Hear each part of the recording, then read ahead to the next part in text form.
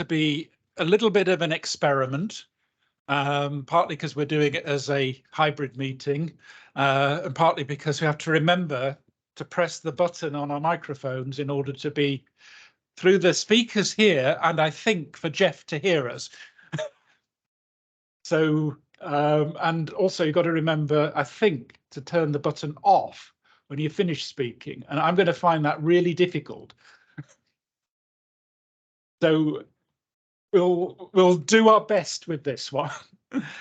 So anyway, a very good evening and a very warm welcome to our first in-person and hybrid meeting of the Access Forum since we worked it out. It was February 2020, and it is really nice to be able to see people in person and meet some people for the first time in person, which we haven't been able to do before.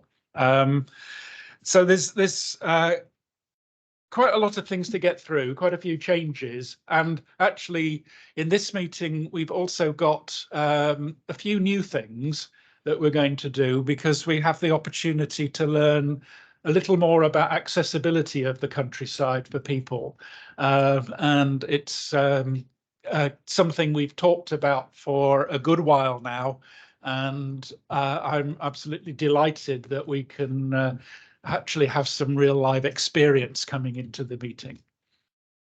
So if we just move the slide. Oh, we've got one more joining, and that's Dennis. Hello, Dennis, can you hear me? Yes. Yes, I can. And you can use the switch to Teams didn't work for me terribly well. Oh, because my PC doesn't have a microphone on it, and my tablet doesn't run the Teams app, so I'm having to do this on my phone. And it was quite complicated. Well, Microsoft I'm glad you've never been my favorite company. Well, I'm glad you could join us. Thank you for joining. We had just briefly started, so just a couple of housekeeping issues. I don't believe there's any fire alarms due at this time this evening. So or fire alarm test. So if it does go off, it's time to exit, which are there and behind us. So follow the exit signs to wherever it takes us. I think you all know that it's only water that's allowed in the meeting room in the council chamber under strict penitence if we go out and sync with that one. And also, and I'll try and remember at the end, please sign out of the building when you leave, otherwise it'll cause chaos, apparently. So so we've got a couple of people online. So with the people online we'll see on this screen over are to the left here, on my left, and the slides you'll see over on the right and behind us. So hopefully it works for you. I'll be happy to take feedback as to how well it works at the end of the meeting. So if we move over to item 2, changes of membership, the slides could move on to slide 3. Yeah. It's moving through. And the next, oh, that's it, slide 3. So we have 2 new members who've joined us. We've got Les Langley, who's sitting at the end of the table, and Sharon Fletcher joining us. They were introduced to the idea of the forum, I think, through one of the working parties at South Hill Park, and felt that this was something they could contribute to. So we actually have a slot for them to update us on some of their adventures around Bracknell. But I think it's probably, oh, the other one is we've got a visitor, which is Steve Sampson from Age UK, who's also going to come and help us learn something about accessibility of the countryside and some of the action opportunities there. So Steve is a visitor rather than a member of the forum. I think for Les and Sharon and Steve's sake, we should go around the room and just briefly introduce ourselves so that everybody knows who everybody. Got Stuart as well. Oh, sorry. Yes, we've got Stuart as well. Stuart is the is not the police. He's the Crown Estate. It's not. So he's very grateful to have Stuart coming along as well. So I think I've introduced myself to everybody. I'm Colin Bird. I'm the chair, and I'm just going to go round to my left. So yeah. So hello, I'm Councillor Cherise Welch. Hi, many of you will know me. I'm Rose Wicks. I work in the Parks Countryside Service as a Data and Communications Officer, and I help support LCAF. Hi, Stuart Russell. I'm representing the Crown Estate. Richard couldn't make it tonight. I'm a forest ranger. I spend most of my time in Swinley Forest. Stephen Chown, I'm the head of the Natural Estate Service. So I had the pleasure of being the line manager of Graham Pocket for many years while he was servicing the Countryside Access Forum, and I'm delighted to come along to a meeting in Graham's stead today. did everybody hear that without the button being pressed? Did you hear that online? Did you hear that online? Yeah, good. My name's Natasha. I work in the Democratic Services Department, and I am here to just assist with the meeting and anything that needs doing. Hi, I'm Sue McDade. I'm just a member of the public. Well, not just, I am a member of the public, and I'm a walker and cyclist. Richard Aylesbury. I've been working with the Countryside guys for a long time, and a member of Bracknell Conservation Volunteers, who meet every Tuesday. I'm Les Langley. I in a wheelchair, and I go around the country parks. I'm Sharon Fletcher. I'm the activity coordinator at Prince Philip, Duke of Edinburgh Court in Sindlesham, and I do lots of activities with Les and other residents to get them involved in the outside community. Hello, I'm Councillor Sheila Collins. I'm also chair of Warfield Environment Group, but I am here as a councillor this evening. Good evening, Michael Brossard, Town Councillor for Central Sandhurst, also on the Environment and the Planning Committee at Sandhurst Town Council. Nick Ballard, member of the Ramblers, part of the Don't Lose Your Way and Finding Lost Paths, of which sadly we've got loads in Bracknell, according to the paper, The Guardian, I think it was, who advertised those, but they're still there, they're just underground. Hello, I'm Hugh Fitzwilliams. I've been a long-standing member of this forum. I used to be the Rights of Way Ranger for the borough.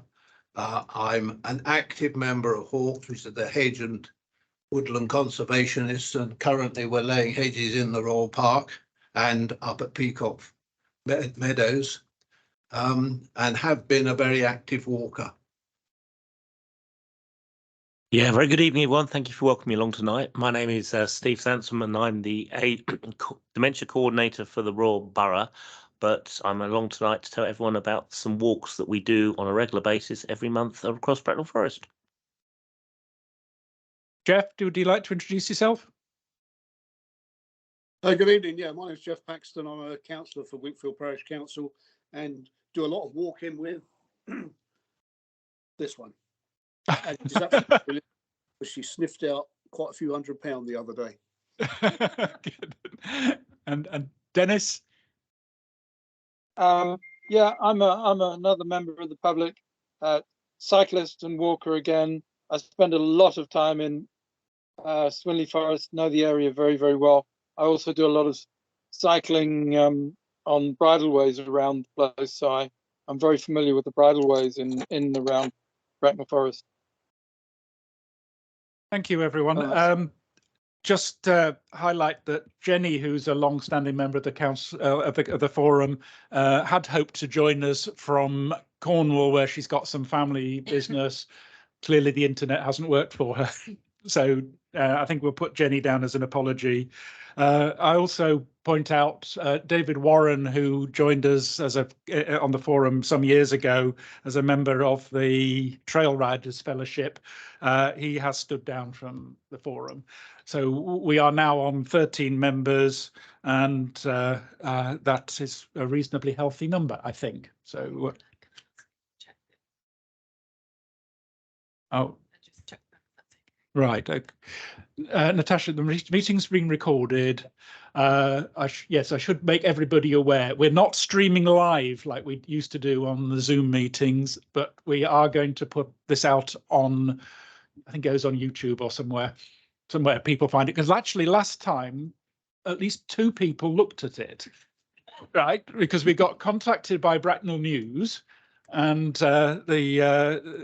I think Rob Solomon got quoted in the Bracknell News as a result of it, relating to the footbridge in Sandhurst that was out of action. And then we also actually, Councillor Gilby, who I'll talk about later, had looked at it as well. So I know at least 2 people looked at it, so it's worth doing. So the couple of extra things on this one. One of the actions last time was updating the members' interest list so that we make sure we have an accurate record of people's current interests. Did you circulate it to everyone, Rose? No. So what's happened is I've been liaising with Sharon and Les to make sure your details are correct. And I wanted to just check with members before I distribute the list. It doesn't contain any personal information, but it does contain your kind of interests. Is everyone happy for me to circulate that to the forum so I can get the sign off on it? If any objections, please raise your hand now. If no one raises their hand, I'll get that sent out after the meeting. Brilliant, fantastic. Total agreement that you circulate it, but do you want us to update it? If there's anything that's incorrect, can you just email me back again and I can make sure that's updated. Also, would members be, I haven't sort of decided yet with Colin, but whether or not we would make that available online. Do members have any objections to if we did make this available online? No? Mm-hmm. What actually information's on? Is it a name? It's your name and your interest with the forum, which is basically what you put on your application. And if you're happy with it, then that can be sort of published, just so that anyone looking to join the forum can get a sense of identity and who sits on the forum already. Fantastic, thank you. I'll circulate that post meeting. Thanks, Colin. And then the final part on this slide is at the end, when we didn't have any volunteers last time for vice chair. If you remember, Richard Mosses passed away earlier in the year, who was our previous vice chair, and it would be nice to have another vice chair. So if you want to sidle up to me afterwards and volunteer, I'm more than happy to give you some input on that one. Okay, let's move on to item 3, which is approval of the minutes. So the minutes were circulated from last time. Does anybody have any comments or corrections on the minutes? I've got a query that I don't understand, because I think that the directions are incorrect. It's 262, the paragraph, the second to last paragraph, regarding the Watersplash Lane connection. A bridle permissive bridleway through the top end of Larks Hill. I just don't understand quite. If anything, there was going to be a permissive bridleway across Priory Fields to link up with Hedge Lane and off Priory Lane. Sorry, I was just trying to find it in the. It's the second last paragraph of page right 3, I think, or 1. There's paragraph 262. Right. Right at the bottom. Oh, right at the bottom. Paragraph 262. Okay, so what should it say? I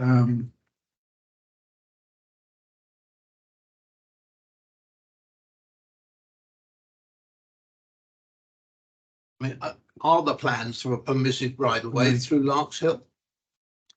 That's something, Hugh, if you'd like, I can take that away and look into it. Sorry, Hugh.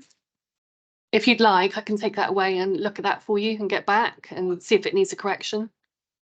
I don't think there needs to be, because you've got Water Splash Lane. Right, okay. Yeah. That runs straight down and meets with Avery Lane. Yeah. Okay, Yeah. Sheila, sorry, you've got your hands up. Having had a discussion with Matt Lunn about this, I think there will be horse riders will go along Water Splash Lane to a Pegasus crossing across the road and into Priory Field, where I believe at the moment the plan is to take a bridleway around the bottom, so the southern end of Priory Field and onto Old Priory Lane. But I think probably, Rose, it's best for you to confirm that. Yeah, and then see if the minutes need updating. Hugh, you happy for me to get back to you post meeting? Are you happy for me to get back to you post meeting about that? Yes. Okay, I'll talk to Matt Lunn. Thank you. I think if there is some plan like that, it might be good to put it on the agenda for next meeting, so we can actually see the plan that Sheila was highlighting. And are we dealing with matters arising, or is that coming? Matters arising, well, I'll come to in a moment. Any other comments, questions on the minutes? I'll take that as the minutes as being satisfactory, and we'll take that one issue up as something to bring forward in the next meeting. Matters arising. I'm not sure whether everybody got the summary of the action points from the last meeting. It wasn't attached initially to the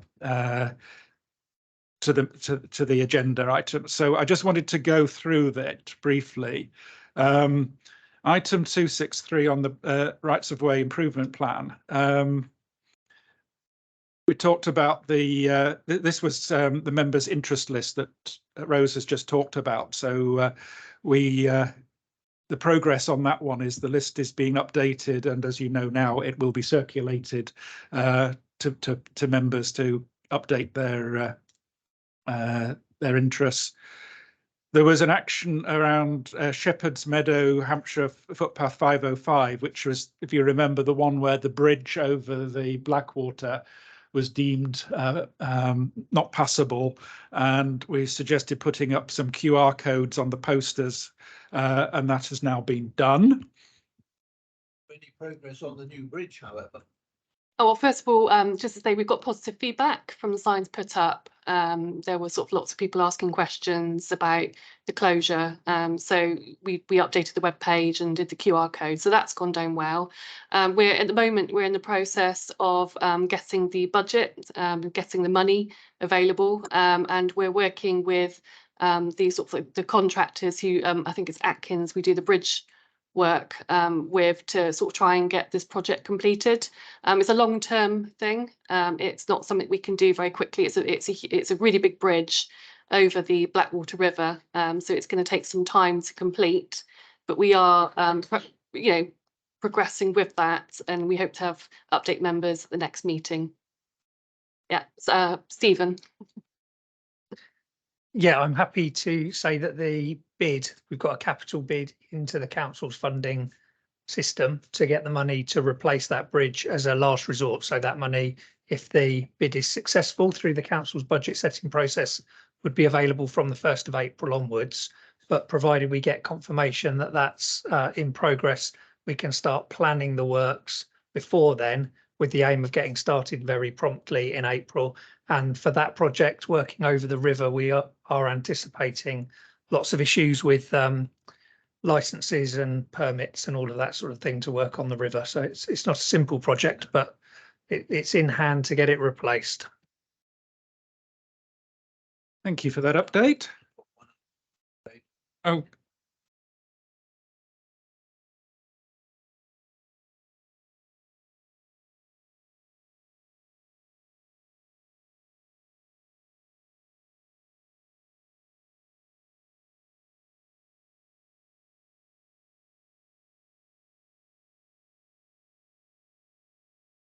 So yeah, that was another action from last time about the Western Lane being closed.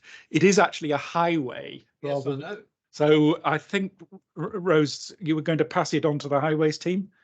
Yeah, like Colin says, this is actually a highway, so it wouldn't fall under the remit of public rights of way.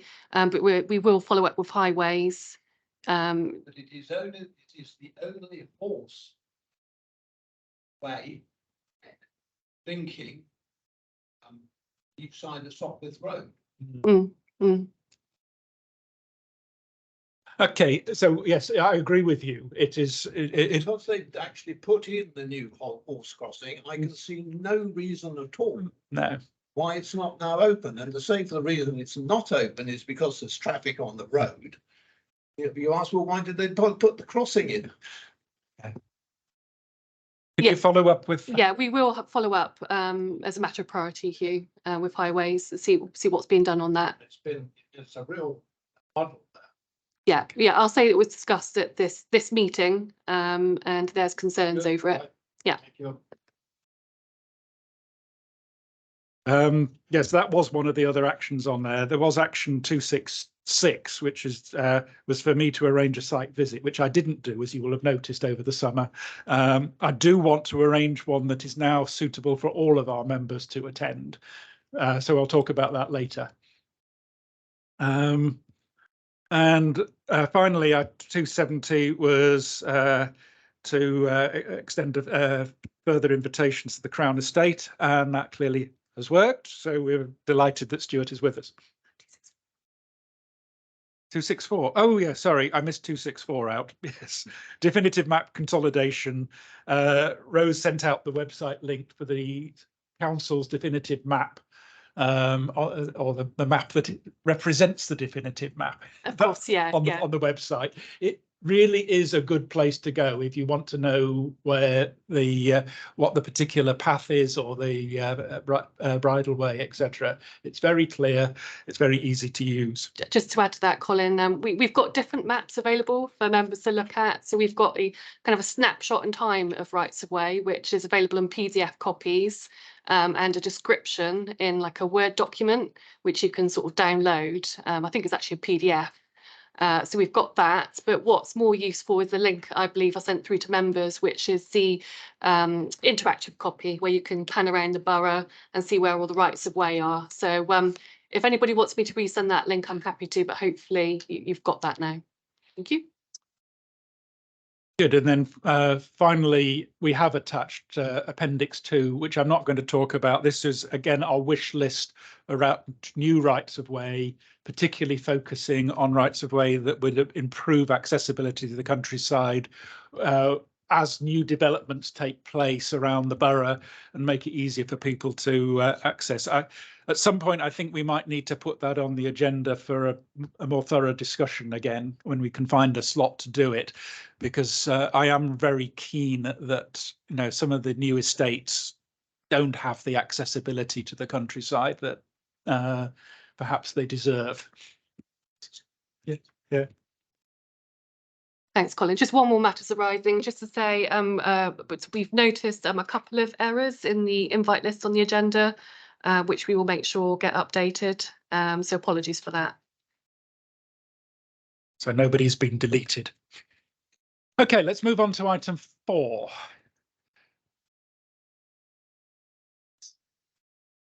There's obviously a lag, I think, here, but oh, there it goes. So we're going to hand over to Stuart, who's come from the Crown Estate, to give us an update on Crown Estate issues. Could we just put a microphone on for it, Stuart? Richard, the Chief Forester, Richard Everett, has asked me to update you on 3 points. The first one is that new signage is about to be installed on the Rambler route through Swinley Park and Swinley Forest.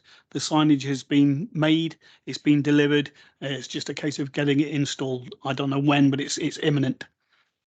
The second point is we've already improved the signage for the mountain bike trails in Swinley Forest. A massive improvement there, much easier to follow and much easier to read. And the signs have a QR code which links to the Swinley Forest website, and also a what 3 words on every post, so that if someone has an issue or problem and needs assistance, even if they don't have the what 3 words app, if they call us up, we know exactly where they are. And we've currently got ongoing issues with unauthorised access by electric motorcycles. We still get the odd petrol motorcycle, but the current trend at the moment, and I think you've got them in some of your estates as well, is these electric motorcycles called Surons. They cost about £5,000. They're very fast. They can go at over 50 miles an hour, and they're fairly quiet. You just have a faint hum. So when you've got a petrol motorbike flying around the tracks in Swinley Forest, you know they're coming, you get out of the way. With electric motorbikes, you don't. And they're coming in. I was observing at a distance and at a safe speed just before coming here, 2 Surons riding the mountain bike trails. But we've had them in groups of 8 and 9 coming in as like a pack. And it's dangerous, and we're engaging with Thames Valley Police and Surrey Police to try and find a way to get them to engage with us more on finding a way we can deter these and interdict them. But those are the 3 points that Richard has asked me to raise. Happy to take any questions. Any questions, anybody? Just a point to say thank you very much for all you doing. I know that Rob can't be here today, but he wanted to pass his thanks on for getting those Rambler Route signs put up. And we will look to update the leaflet to sort of reflect the sort of position of the new signs and the fact that it's now going to be done in one direction, the route. So thank you for that. Yeah, I'm grateful for that as well, because I got lost in the forest once trying to follow the signs. Just put a point on these electric motorbikes. I mean, are they actually illegal to use in the forest? Yes, they are, because first of all, the forest is a triple SI site. So sorry. So no, it did go on. Oh, it did. So they're not authorised by us. So right. It's an unauthorised motorised vehicle. Right. So it's in breach of the Wildlife and Countryside Act for one thing. Right. Most of them aren't road legal. Yeah. You can get road legal Surons, I believe, but you've got to have a driver's license, you've got to have a number plate, etc. The ones that come into the forest aren't road legal.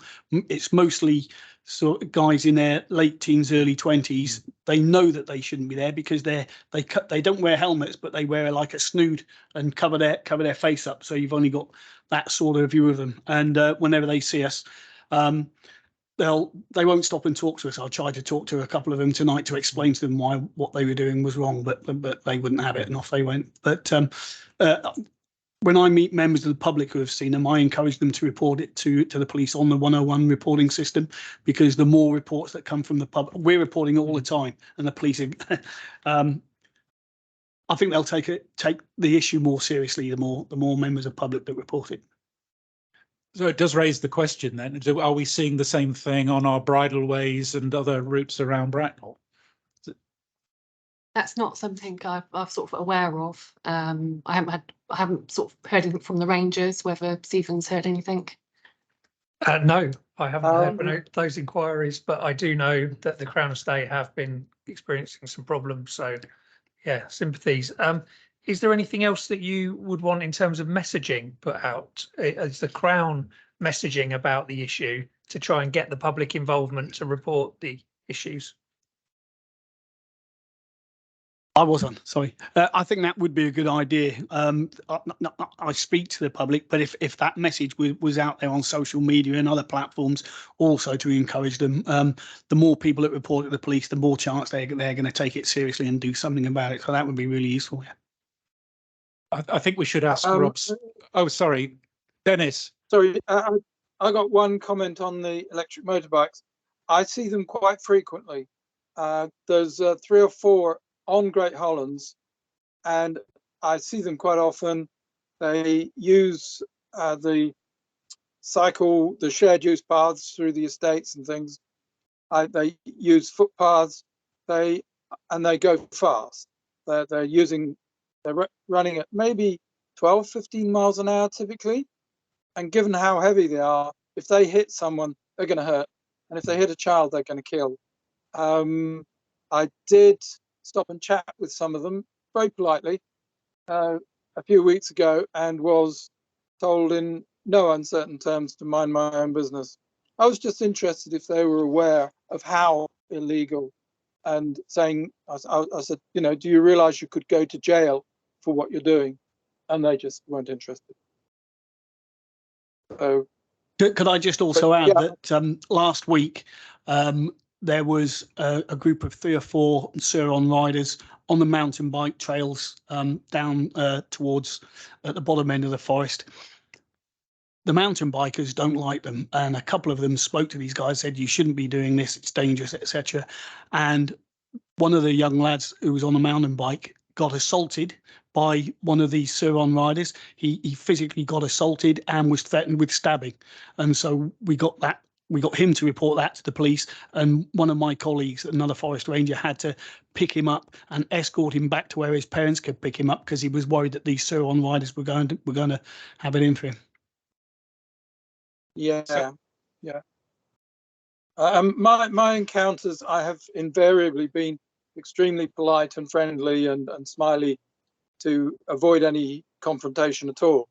But yes, I have been told to F off and mind my own business in strong language. Can I just add to that? I'm due to actually attend a group of officers and the local police a meeting tomorrow to discuss antisocial behaviour locally, so I can raise this with them then and see if they've got any feedback. I know that they previously raised the issue of e-scooters as being a big issue, so I can broach the issue with them and see if they've got any sort of feedback about action to be taken.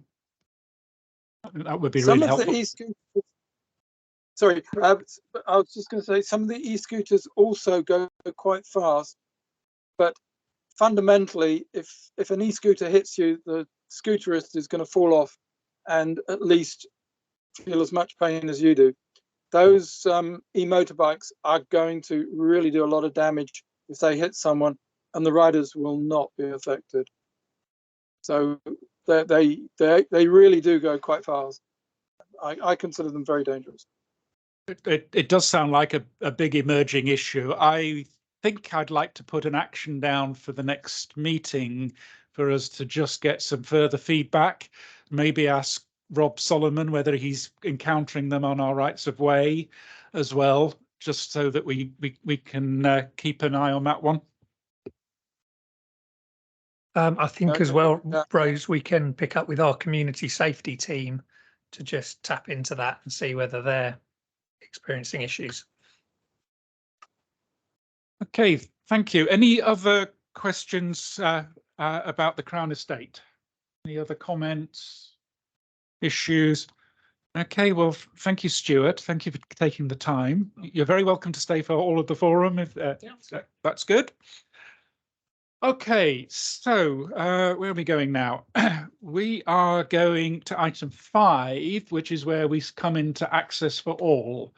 And as we had introductions earlier on, Les and Sharon joined the forum for the first, this is their first meeting. Rose and I and Rob had a video call with them to introduce the forum to them and suggested they might like to go and explore some of our parks and give some feedback. So would you like to do that?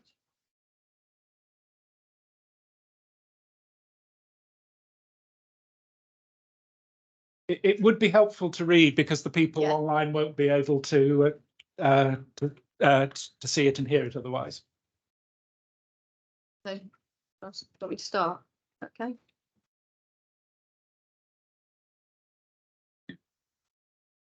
So there's 2. There's one for Bucklers Forest and one for Cabbage Hill. So if it goes round, there's 3. Right. So we went to Bucklers Forest, Les and myself, on the 23rd of August at 10 AM. So we thought it was quite interesting to put the time on so we could say what was around it, etc. at the time. So we arrived at the forest on a beautiful sunny morning, perfect for exploring this vast space. We were delighted to find a nice wide parking spot for disabled drivers next to the entrance. This gave Les plenty of space to disembark the vehicle safely whilst taking in the wonderful surroundings. As we entered the park, we were greeted with very clear maps showing us places of interest, history of the area and notable spaces we could come across on our visit. These were very helpful to us as we had not visited before. The height of these signs were correctly positioned for wheelchair users to easily read and gave enough detail to plan our route, finding exploration points. As I said, we did find those signs really good. They were really clear, and we thought they were good for all generations, for Les, myself, and for younger people as well. They were very clear to read. We decided... One comment. Sorry, if I could make a quick comment. I use Buckler's Forest quite a bit, and I do see a lot of families with children in buggies, and I think it's great. Just thank you. Yeah, we further on we mentioned we did see quite a few people, children and whatever, and families, and it was nice. They were friendly, weren't they, Les? So we decided to follow one of the main routes, and we went wild as the weather was so clear, and followed the longest blue route at 3.6 kilometres, which was 1.5 to 2 hours. These timings were accurate at our pace because we didn't know if they'd be longer because we were in the wheelchair, although Les has got an electric wheelchair, but they were actually perfectly fine, weren't they? As we started our journey, Les commented on the paths, which were nice and wide, just slightly bumpy at the start of the exploring. As we went along, the bumps became less, and Les relaxed as we continued our journey. The well-managed displays were a welcome focus along the route. They were clear and really helped our understanding of the history of the space. We particularly enjoyed looking at the forest terranium and the soil layers. A very clever way of using these old green electrical boxes, recycling at its best. I think we thought that a long way, sorry, just going off here, going through all the time, we saw things that were recycled and reused, and we thought that was a really good way of keeping the bits and pieces in the surrounding area. The northern path is a different texture as we lost the gravel, but Les still managed okay on the different surfaces. A few times Les just needed to avoid the odd little bump and dip, but he felt safe at all times. The area was relaxing and the sunshine flickered through the trees, adding to its magic. As you can see, Les posing there on his picture. At this stage, all had been very relaxing and ideal for the wheelchair. The well-integrated seating areas and delightful views also gave Sharon time to rest and absorb the scenery along the way, as well as giving us both time to recap on our visit. The natural seating of logs, etc., added to the natural habitat, making it feel untouched and managed well. Les particularly enjoyed the banked curve, finding the expanse a fun challenge and very smooth for wheelchair travel. I will say no more. That, oh, Les. I detest banking. Yeah. The only drawback was the information board was at the top of the viewing area, so not visible for Les. We overcame this by taking a photo of the sign and then showing this to Les on my mobile phone. This was the only information sign we found not in an easily accessed position for Les. The wide paths continued throughout the forest, and we never felt in the way or blocking dog walkers, and families with the wheelchair. The habitat, especially prepared for bees, was beautiful. It was easy to see the bees using the space, Les seated and myself standing, and the colourful plants, especially the stunning glow from the heather, added to the joy of seeing nature at its best. The sign promoting walks for wellbeing and eco rewards we thought were an excellent way of encouraging a healthy lifestyle and supporting everyone's mental health in the local area. All the maintained paths were suitable for the wheelchair. Signage directing us on the walk we had selected were clear and we did not get lost. Other points enjoyed on the visit were the fire tower and its bat boxes. This huge structure helped add to the understanding of the sheer scale of this space and its previous use as a TRL site. Hillstart Hill was well worth going slightly off course, and the quiet spot was a perfect space to listen to the birds around us. The woodland is certainly a space for use by any age. We felt welcomed by the friendly visitors enjoying this area and had many chats with people and animals, many dog walkers and children on bikes, etc. The weather was perfect, a very enjoyable morning out with a very well planned route to make the most of the open space. We look forward to the possibility of having a coffee shop in the future. That's brilliant. Thank you for that one. Can I just ask, this gets passed on to Joe, the ranger for the site, if you're happy to share it, because I think he would appreciate the feedback. Definitely. And can I also say as well, that's such a lovely report. I'm wondering if that would something like that to include in the annual report for LCAF. Yeah, that's As fine. kind of an update, because you've done the hard work already. Means I don't have to do all the text. So that'd be lovely to include that. That's brilliant. Thank Okay, you. well, we really enjoyed it, didn't we? 'Cause neither of us had been there before, so it was really good. Yeah. That's great, and I'm glad we made the right suggestion for that one. Michael, Yes, thank you very much. Yes, in fact, one question, one observation. I presume, Liz, that the wheelchair you have is an electric one, isn't it? Would a manual wheelchair be accessible as such in terms of manoeuvrability, in terms of the ground and such like? Oh, yeah. Yeah, it's just, it'd be too much for somebody to keep pushing me all the time, but this, being electric, doing everything I need it to do. It's just obviously some people have a manual wheelchair. I would be able to because I was looking at that view as well. I'd be able to push a wheelchair around there. I think you could probably stop and start a little bit more, but with the paths we were taking them in. Sorry, on there I'm taking them in for both the both wheelchair type users. Yeah. The next stage would potentially be a motorised scooter. I presume that would have the same. Yeah, I'd be the same sort of effect. Yeah, probably as Leslie's chair. Right. In fact, one other question, if I can, Chairman. And you will be aware, Colin, of course, that when we went on a previous occasion, the car park was in pretty grotty condition. I think in some ways a reflection of just how much use it had had. But then there was a planning application submitted, and I believe there's a catch area, wasn't there, for the oils and such like to be collected rather than going into the stream. It's good to see the car park. You wouldn't have seen it as it was before, because frankly it was in pretty poor condition. It just been, I think it'd been used to destruction, one should say. But the disabled bays were. It was absolutely perfect. It was wide, wasn't it? Easy to get out. You didn't feel you were going to pull the ramp down on the car. You didn't feel you were in anybody's way as you're walking along. Them going past or anything. It was excellent spacing. It's good to have that feedback. Yeah. No, thank you very much, Chairman. That's good. Would you like to? Oh, sorry, another comment from Hugh. I would like to say, is it policy now to have these big areas like Butler's Forest and all the sayings linking up in North Warfield? Because it really does make a significant difference to the health, wealth and well-being of the Sang.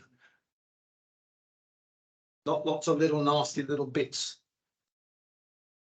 Yes, absolutely. We try and link up as much as we possibly can. So, yes. Good. Okay, so. Would you like to just turn your microphone? Excellent. Okay, so we got the next one. Did everybody get the break? Because there was two. There's one on Cabbage Hill as well that's gone round. Have you got? Did you get? There's some more here. Cabbage Hill ones there. Yeah. That's all we've handed them all back. Yeah, it's yeah. The second.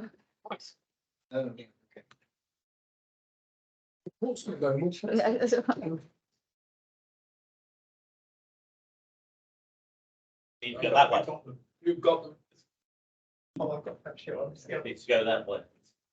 There's some more Bucklers Forest ones there if you need them to go back round. There we go. Let's go through the Cabbage Hill. Okay, so Cabbage Hill we went to on the 30th of August, and that was at 1 o'clock. So we went just after lunchtime to see in a different time sort of zone. So we arrived at Cabbage Hill on a bright sunny afternoon again. The sky was clear and we were excited about exploring this location. We parked easily and had plenty of space to move the wheelchair from the car. So again, we had a good space. It was a slightly different texture there, but it was plenty of space, wasn't there? The surface was level and flat when Les disembarked, and this made it easy for the chair and walking alongside. I thought I'd put that in because sometimes the different textures of pavements and things is for a walker and a chair, it would be quite different. The first gate was easy to open with a flat surface either side, no beveled edges to tilt the chair. Walking up the hill was quite a steep slope to tackle, but we managed okay as the surface did not slip under the wheels of the chair. Some entry points into different sections of the walk were a little tricky. When reversing through some of the gates with turnstiles, the gravel was slipping at times or the surface uneven. Les did find these a little more difficult to get through when manoeuvring his chair. One problem we did have was we did not know what route track we were on to follow. We could not see arrows or pointers on any posts as they were weather damaged. In another area, we came across a different surface, a slightly more unevenly textured yellow gravel path. Les travelled along with care as this had more of a camber and did not have as good a grip on the wheels of his chair. Many of the gates had been left open, which made it easier for Les to access. These gates were just the standard opening style. The next surface we encountered was a wood chip path. The path is a little bit dippy at the edges and the black sheeting underneath was starting to come through. We had to tread carefully so the wheelchair would not get entangled in the fabric. We did not want to cause a trip hazard for other visitors. As we were going along that path, though, we came across these lovely dainty sculptures of tree art on a couple of the large trees. I'd say the picture is not that clear there, but they were little sort of little clay things. I think children must have made and put on there, so they were really nice. As we travelled along the upcoming slope, we had the stunning trees draping us, giving a comforting and relaxing feel. In the distance, all the trees looked like huge bunches of broccoli growing wild. The view was spectacular at both our levels, seated and standing. Unfortunately, a few display signs, although they look nice, on close inspection are damaged. Maybe they've just been enjoyed by visitors too much. I think it's like the little lifting flaps and things. I think it's probably where children have been using them, and so it shows they've been used, but they need to be a little bit updated. We lost our bearings at one stage due to signage, but managed to reroute through a wooded area. Les became a little bit lost due to winding around to find the most level route through. We both noticed the abundance of seated areas, which were great for group travellers to take a break and relax. We would definitely take a flask of tea and a snack with us on a return visit. We then came upon a bike sign saying Northern Road Route and Orbit Road Route. This was the first sign we had seen. Some paths were a bit tight due to the bushes for the wheelchair, but we managed to get through going carefully. When we went down to the flatter ground and then whizzed along on our way onto the other side. The display information was an excellent height for Les to see clearly. It was a nice journey through the new homes and we encountered many people with dogs to say a quick hello to. We enjoyed the sensory garden, which looked very well cared for and enjoyed by many. The borders with the lavender, etc. looked well kept, tidy, and the aroma was relaxing and calming. We crossed the road at the new construction pass. This was a little uneven and a bit lumpy, but a construction worker was watching the traffic to make it safe to cross. As we started our return journey, Les found these pathways smooth to travel along and his view was clear across the open space. The metal sculpture is a nice focus, great for taking a nice memory photo of the visit. It's a shame that this art piece has suffered damage with graffiti on one side. Our overview of Cabbage Hill is it is a calm, peaceful and tranquil area to visit. The maze of winding paths at times were quite steep for the wheelchair, but they added an inviting and enchanting atmosphere to the visit, and we managed all the different angles, gates and changes in texture on the paths. We were lucky to have the beauty of the sun painting the view in gorgeous hues of orange and pink as we left. We would definitely visit Cabbage Hill again and recommend to others. And then at the bottom, I said we completed our visit as we popped into the Stag and Hounds for a meal as it was close by. And that was really nice in there as well. That was really wheelchair friendly as well. So thank you. Oh, thank you ever so much, Les and Sharon. That's really helpful. Anybody got any questions? Excellent reports, and both of them are of very high standard, I have to say. Just with regard to, I think, the hedges, the bushes being sort of overgrown, and also the graffiti, who would actually take that up?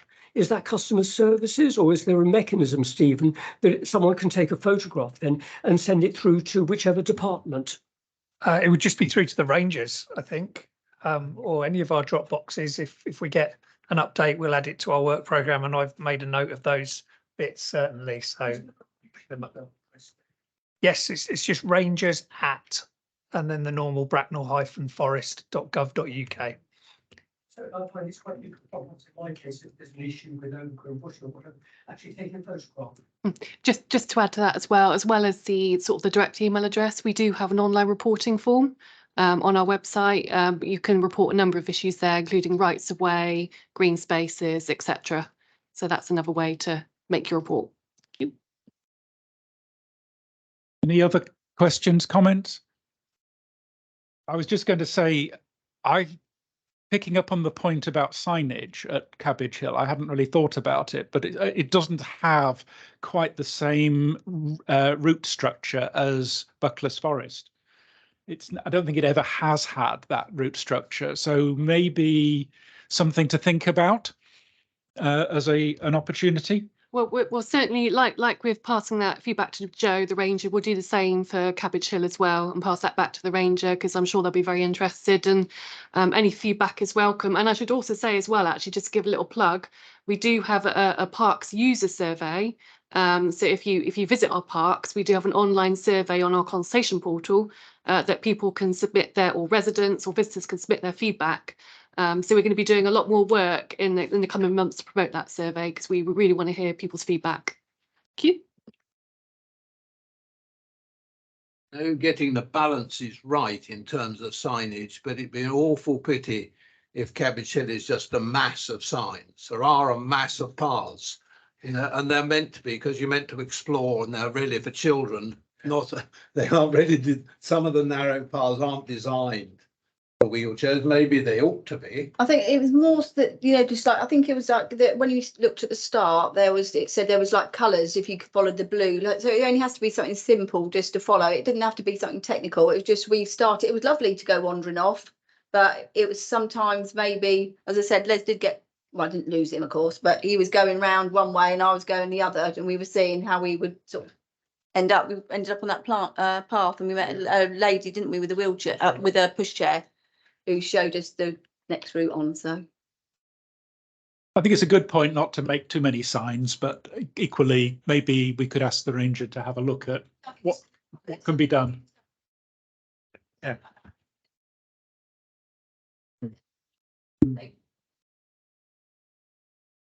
That's good. Can I just add on? I'm not sure I don't ever remember seeing any, so I'm not sure they were there. But I think because it's quite open, you can see better. But equally, if you're going to put a sign up with a red route and a blue route and green route, I don't know, then you should have something. Yeah. It's clearly feedback that we've got that we ought to have a look at,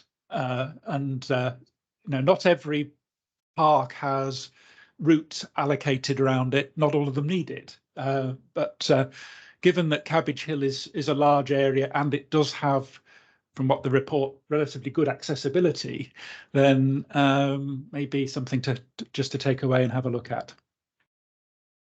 So speaking on Leslie's behalf, though, I think it was quite good, the different textures for the wheelchair and things, isn't it? Because it makes it part of the fun for him as well. You're doing different things, aren't you? It's just not just, if you had something nice and smooth and running through, it'd probably be quite dull, really. Yeah. Good. So I was, if you're looking for further adventures, I was going to ask Rose if you could forward the link to the accessible route that we put together, because it takes in part of Cabbage Hill, but at the time we had nobody on the forum who could actually test it out for real. So if you fancy an adventure, that would be Fantastic. I'll send you that link to the route. It's on our website. So yeah, with a leaflet. I think we need to move on. If we go on from that, first of all, thank you ever so much, Les and Sharon, for that. That was really helpful and adds significantly to what the forum can do. Let's move on to Steve Sampson, who's going to talk to us about dementia-friendly walks. Rose just put on this slide beforehand that Tuesday the 10th of October is World Mental Health Day, which is today, is it? It is today. And she says, according to research by New Economics Foundation, regular physical activity helps to lower depression, anxiety levels, can also slow age-related cognitive decline. And I think I heard something about that on the radio this morning. So it's obviously the message is getting out.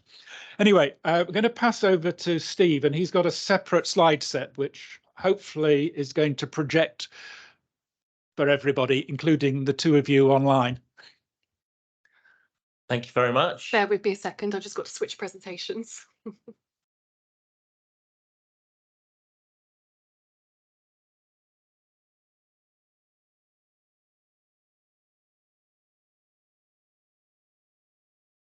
Brilliant. Thank you very much, Rose.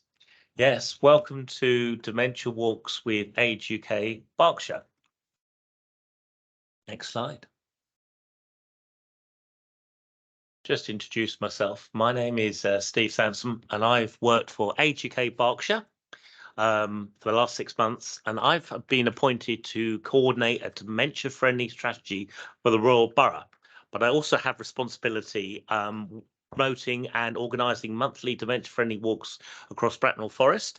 And you saw the poster at the start, and I can make sure I leave a couple for you as well.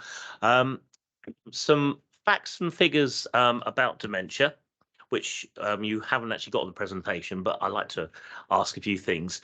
How many people do you think have the condition in the whole of the UK? Anyone like to have a hazard a guess? 2.5 million. 2.5 million? I was going to say about 5%, which is probably about the same, isn't it? 2.5 million? 3 million. 944,000 have the condition at the moment, but it's predicted to go to 1.6 million by 2040 and head over 2 million by 2050. So there's a big impact as well. Where do you think the highest concentration of dementia exists in England?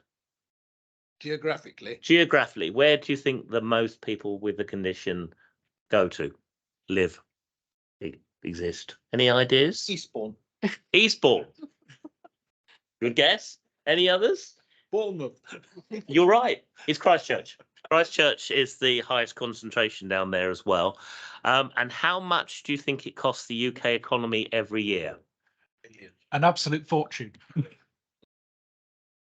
It costs 15 billion every year. And that's set to probably rise to 95 billion by 2040. So it's the cost of care, looking after people, 95 billion. It makes an impact as well. Next slide.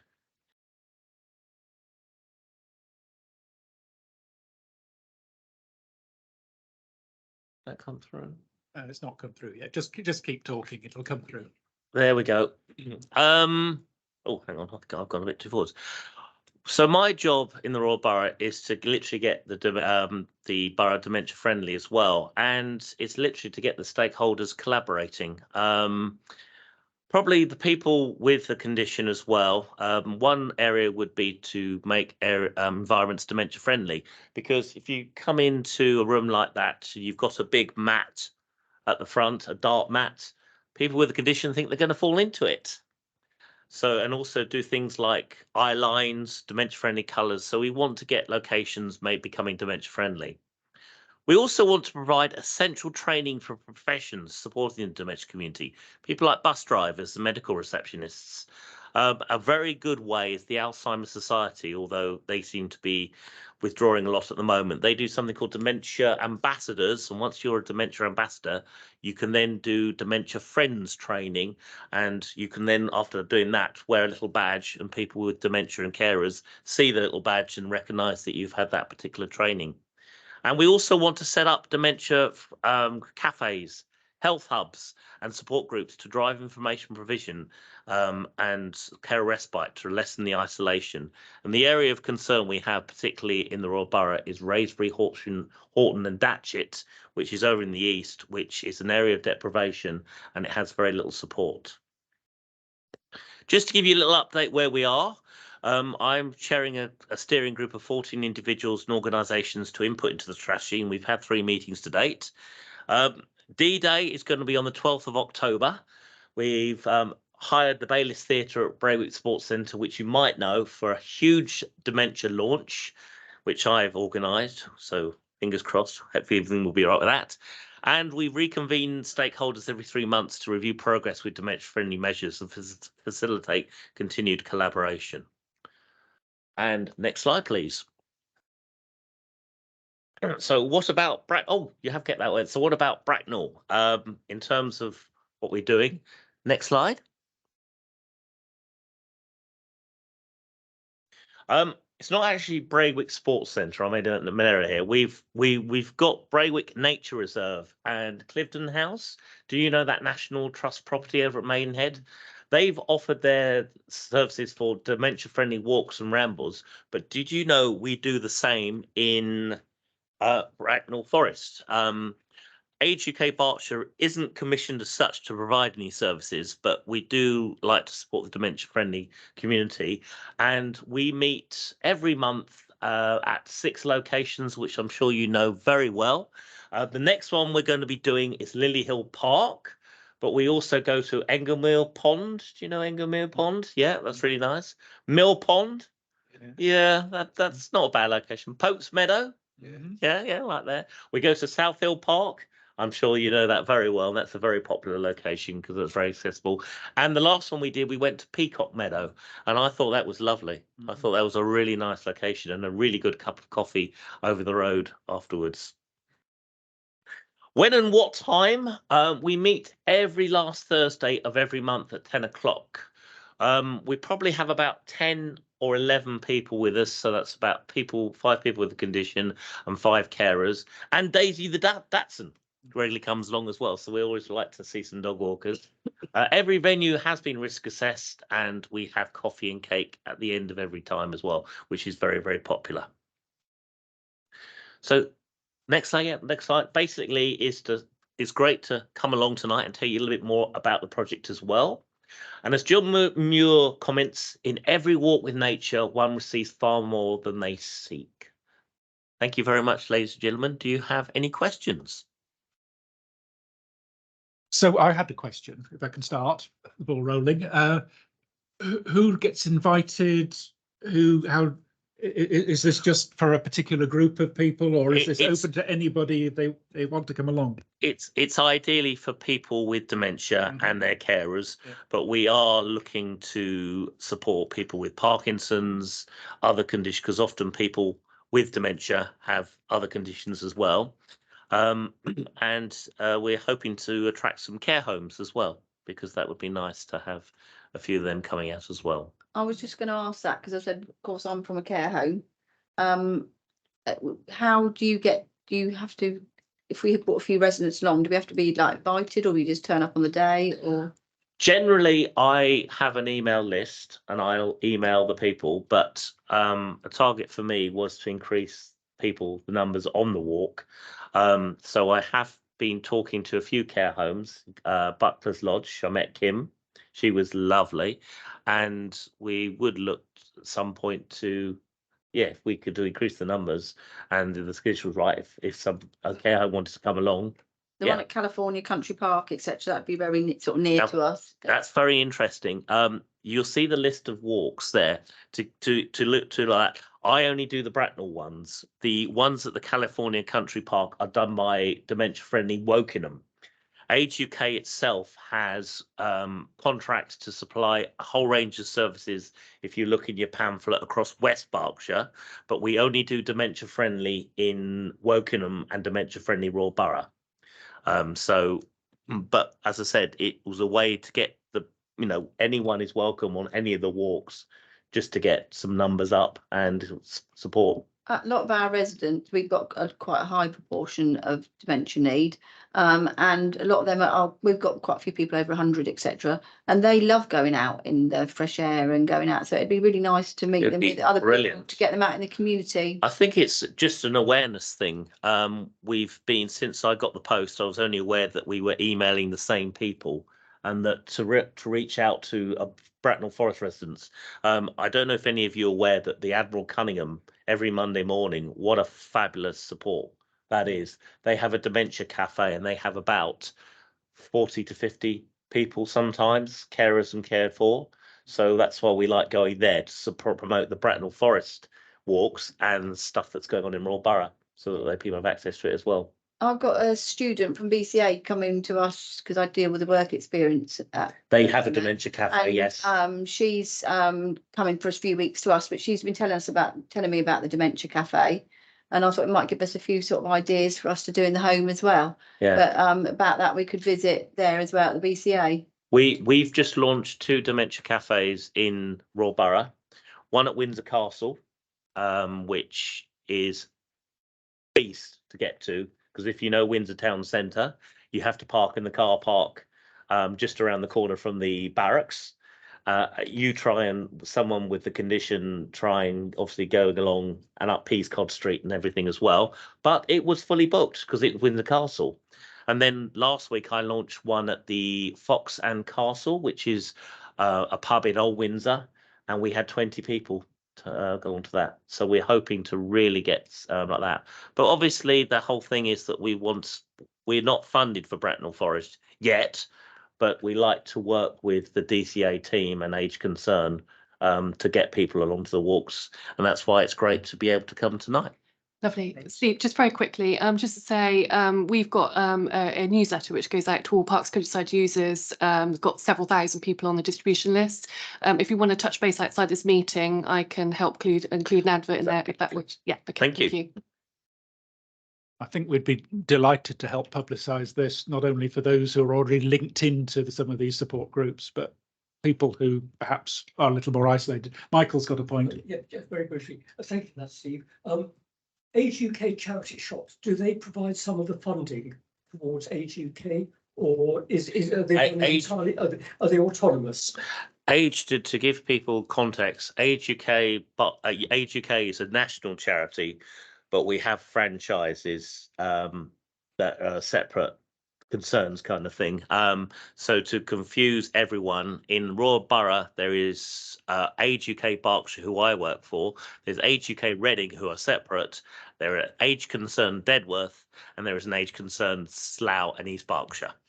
So it does confuse people about what we do. I would only really support it. I've been running walks now for a charity called Young People with Dementia, which means 60-ish, and running them out of Gillett's Hill, and they really appreciate it. You go very slowly and you have to repeat instructions many times, but at the end of it, you feel you've done something worthwhile. Yes, Hugh, I am aware that we work with Young People with Dementia with Karen Ive, who is the East Berkshire manager, lovely lady, and she's very heavily involved with my strategy. YPWD actually cover Surrey or Camberley as well. East Berkshire. They are a great organisation, and they do, they support our walks as well. Yeah. Okay, I think we probably need to get moving on. So Rose, if you could find a way of switching back to the other slide set. So thank you, Steve, for that. That was really interesting. I think we need to continue to try to find ways of informing ourselves and helping to inform our council colleagues about some of the challenges and opportunities. I mean, getting out into the countryside is such a beneficial thing for well-being. I think actually what I heard on the radio this morning was about depression rather than dementia. But there's many opportunities for people to really appreciate what we've got in Bracknell Forest. Okay, Rose, you've got the next one. Yeah, thank you, Colin. This is just to raise members' attention. We're talking about accessibility in the earlier slides. This is just to sort of raise your attention to the fact that there is an organisation called Access Able, which provides access guides throughout the borough, detailed information about provides photographs and information about accessibility of sites. And just to say that I've been working with our qualities team to try to provide some new access guides for some of our parks. So at the moment, we have new access guides due to be published soon for Pope's Meadow, Savernake Park and Westmoreland Park. The little sort of clip from the website there you can see is the guide already there for Lilyhill Park. And we're also looking at doing further guides following sort of further work done to audit these sites.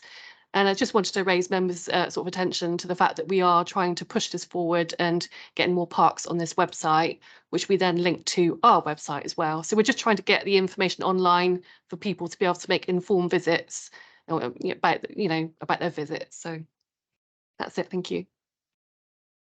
Any questions, comments for Rose on that one?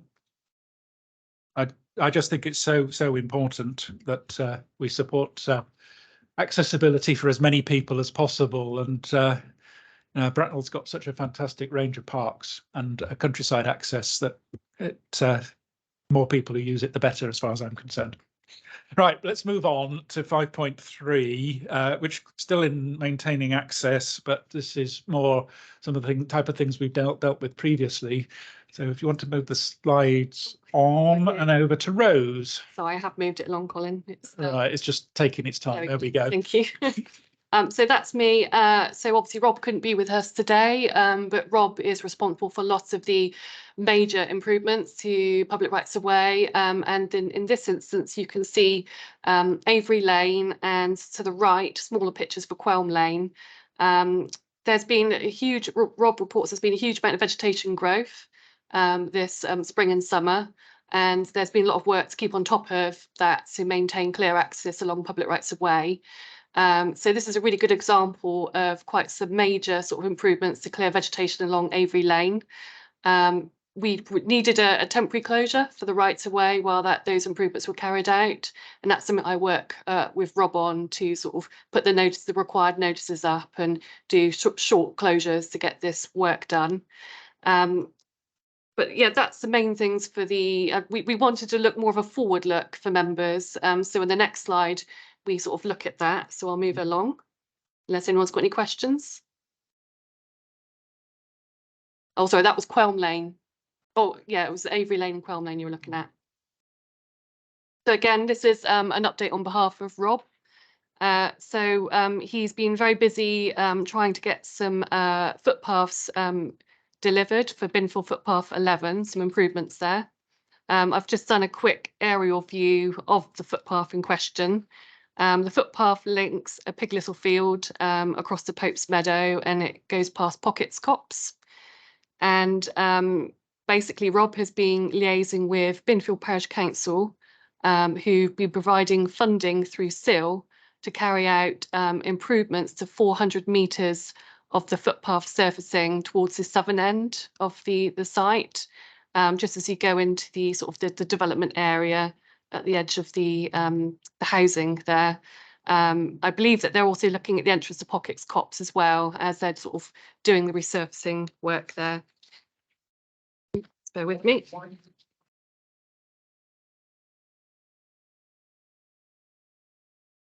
Where that green line is, Hugh? Yeah, so that green line represents the borough boundary, Bracknell Forest boundary. We're that specific, are we? Yeah. Yes. Somebody else the other side of the green line. Yeah, I hadn't realised that Pig Little, although it's a sang Does that. it go anywhere the other side of the green line? I'm not sure, to be honest. Yes, it does. Yeah, it carries on to the Coppin Beach roundabout and take your life in your hands to try and get across there to the to the Wokingham side. Yeah, so just to explain, so as well as doing some stone surfacing, Rob is due to prune and lift the hedgerow, the vegetation, to provide better access. And there will be a temporary closure required.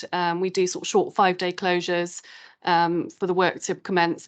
I'm looking at putting together a diversion route. There's not many sort of different ways around that section, but I'm currently looking at taking sort of people around along sort of urban highway paths. It's going to be a bit longer route around, but we can't see any other option really. So yeah, I just want to let members know that that is coming up in the coming months. It's quite a major footpath improvement. Whilst you've got that slide up, Pockets Copse doesn't have any formal public access, does it? I don't believe so. I think it's private land which has informal access. Right. It always used to have a missing path through it. Not well used. Not labelled as a No, but nobody stopped. Nobody. That's what I say. It's informal access. Yeah. and then the other one is Pig Little Field. I know it's in Wokingham Borough, but I always understood that it was linked to Bracknell in some way in terms of some of the developments. Is that part of Bracknell Forest area? My understanding is it's part of the Wokingham area, but Bracknell have agreed to manage it. So it's in a process of transfer to Bracknell to operate. When you do get across, it's going to take an awful lot of effort to make the paths in any decent shape. yes, it's caught at the moment in a position where it's not suitable to transfer. So yes, there's some work done before it would reach an adoptable standard.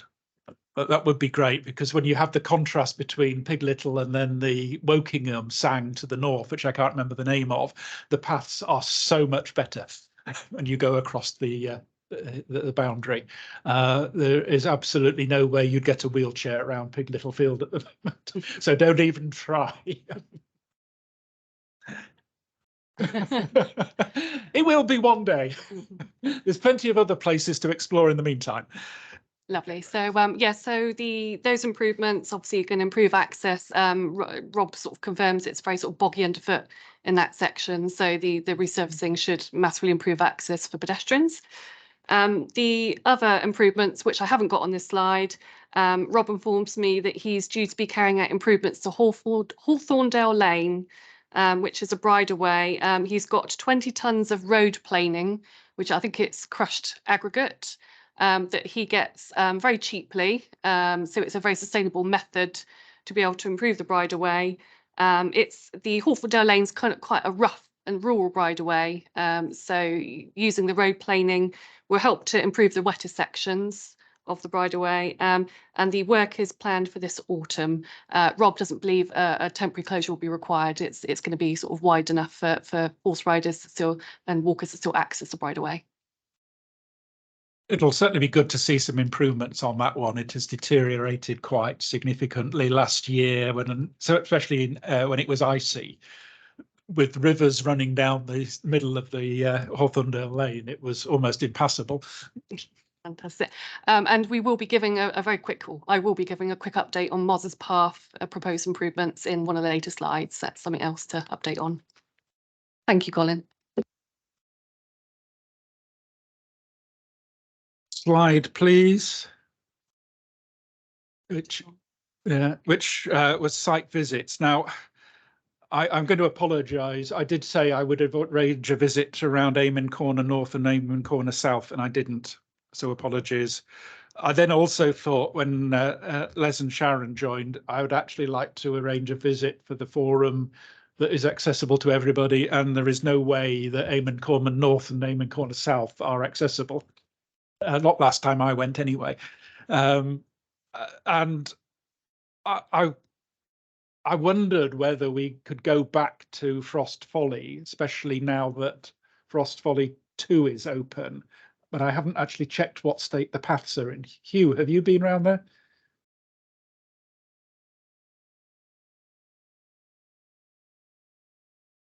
We were up there on the week of walks, just touched on the far end of the Sang, I think it's Sang 3, the one by the church, the new one by the church. Yeah, but it's a big area. And surely it doesn't, well,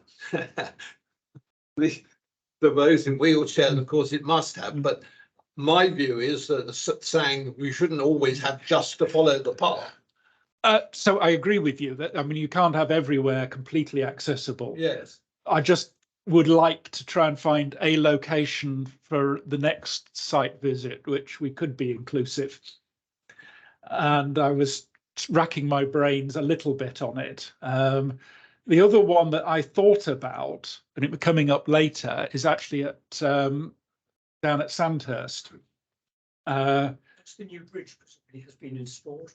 Well, we can go as far as the bridge and then come back again. But maybe, because Sandhurst is now, we'll talk about the Sang later on there, and maybe that would be an area which some people are less familiar with, because we only have one representative from Sandhurst. Would that be a good? Absolutely. Car parking is excellent in the Sandhurst town car park. And it is, yes, there's an awful lot to see. And it's what I need to do, I think probably, Colin, is just go around and establish the route that we should take, because there are various options. We're talking in terms of what, maybe 40 minutes of a mile? So, something like that. I mean, when we went to Buckler's back in the middle of winter, I remember it was quite February. I think we did the circuit that Sharon and Les described.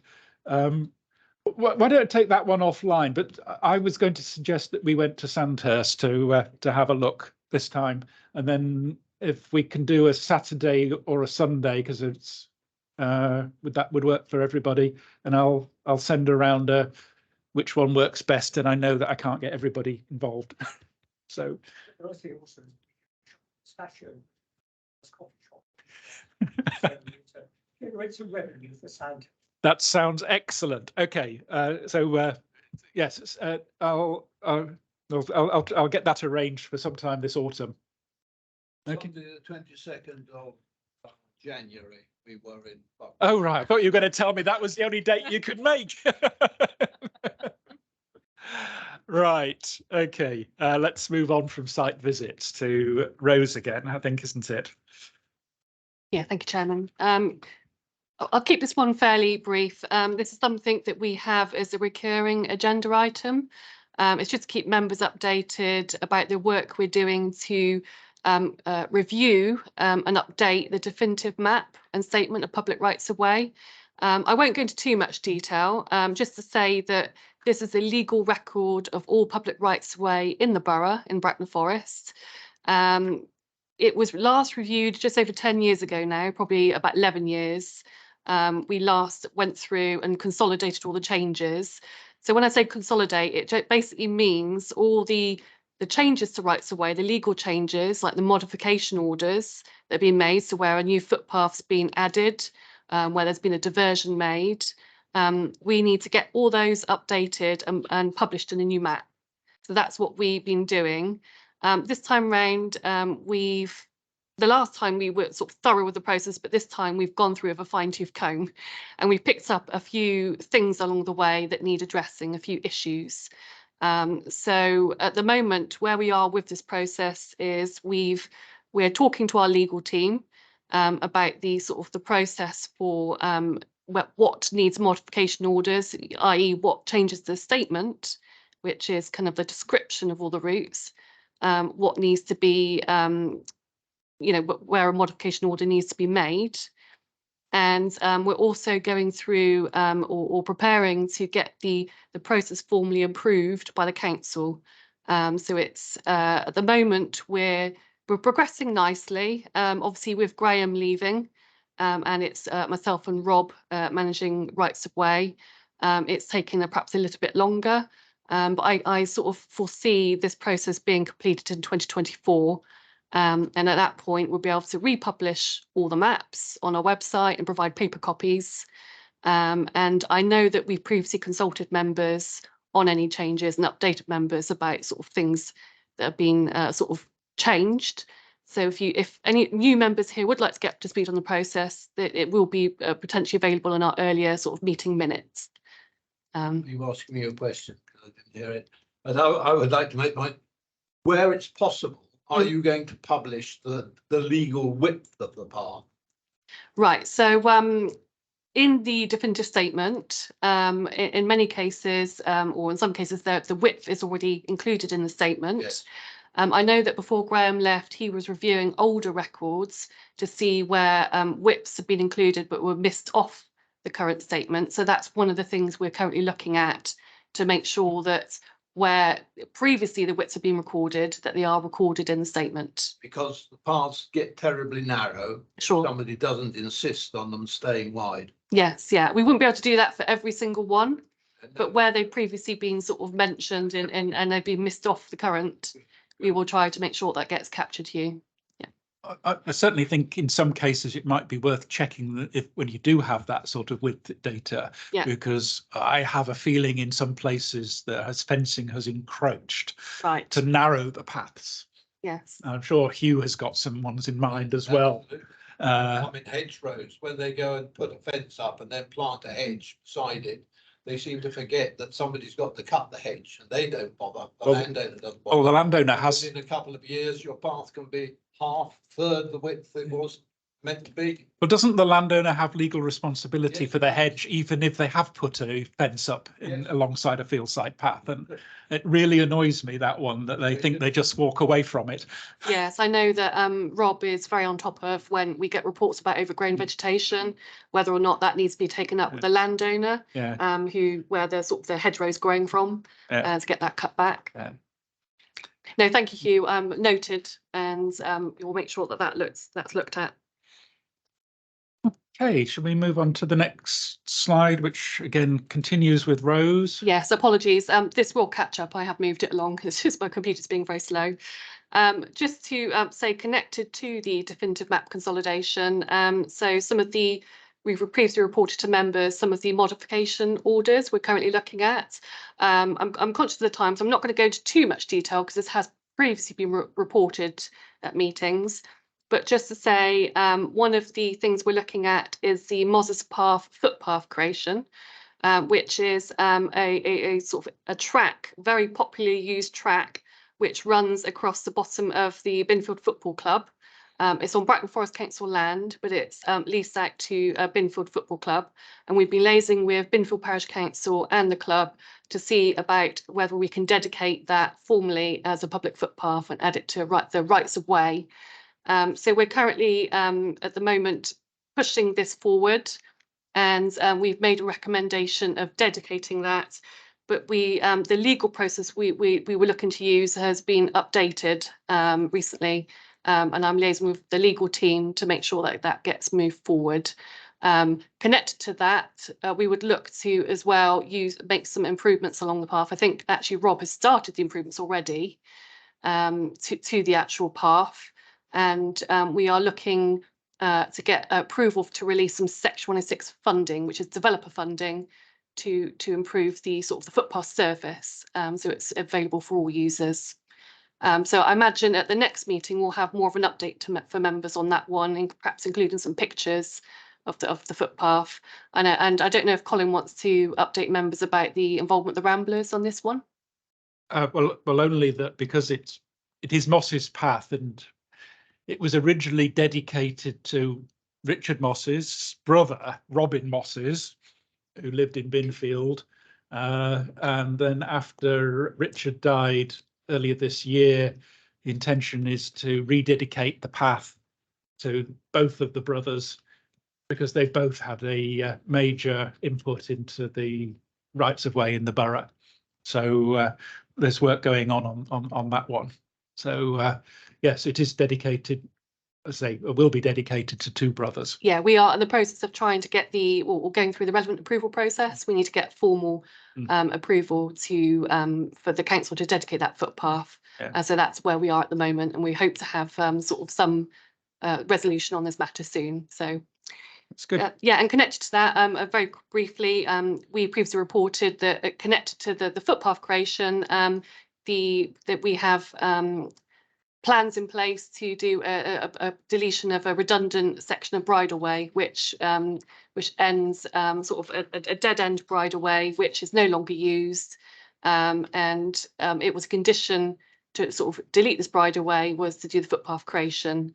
So I'm not going to go into too much detail because it has been previously reported, and there'll be sort of notes about that if you'd like to sort of catch up with that matter. But again, we are pushing that forward. And any questions on this one? Let's move on to the one that comes up every time. Again, this is something we report frequently in meetings, and I'm sure Colin will have a few words to say about this as well, because I know Colin's been working very closely with Rob Solomon on this matter. It's regarding Winkford footpaths that run through Berkshire Polo Club fields. We've been sort of working with the landowners to do some diversions of the footpaths, and at the moment we're reaching a little bit of an impasse where we need to sort of take some action to open up lines of communication with the Polo Club again, because they provided the diversion route which would be the line of the new footpaths. But unfortunately, upon a site visit with Colin and Rob, and I think, was there anybody else involved in site visit, Colin? It was actually only me because Rob was ill. Oh, apologies. Okay. Upon inspection of the new sort of diversion routes, which will hopefully finally be sort of approved as a public footpath, they were in poor condition, Colin reported. Did you want to say a bit more about that, Colin? Yeah, this is extremely frustrating. I mean, this is a path that I got to know about 5 years ago when I volunteered to do a footpath inspection twice a year for Rob. The state we're at the moment is there is no legal footpath. The ones that are the legal footpaths, which is the existing ones, are completely blocked by new polo pitches and roadworks. The diversion orders that went back to the Secretary of State at least twice, maybe 3 times, have expired. And there is no legal footpath through that site. And it is still a legal footpath, it's not there. Yes, I think that. Thank you for the correction. There is a legal footpath, but there is no access to it. So it is. Graham was working on this one, and he told me that he was desperate to get it completed before he retired. But Berkshire Polo Club have not made the surfaces of the diverted paths up to the standard that you can accept them. There is still, in winter, it's still going to be a muddy mess, or at least as it was in July. So, I mean, this has been going on in the forum, I think, ever since I joined the forum, and Hugh will tell me it's been going on for years. Since 1999. And I really would like to see it escalated as high as possible. Yeah, I mean, Graham has got the order all ready to go. Yeah. So he's done a lot of legwork. Graham was working really hard on this in the sort of the lead up to his retirement. So the order was all ready to go. It just needs to be confirmed, but we can't confirm it until we address the issue with the footpath state. So I know that Rob has been working on this one, taken up from after Graham left. And I know that Rob is escalating the matter. And I believe that they are going to sort of get back in touch with the Polo Club and highlight that this is unacceptable and this needs to be resolved soon. So I know that I'm hoping we'll have a more positive update at the next meeting on this one. I know that it's very frustrating. I'd personally like to see them send a notice to say that the original path has to be reinstated, a legal notice.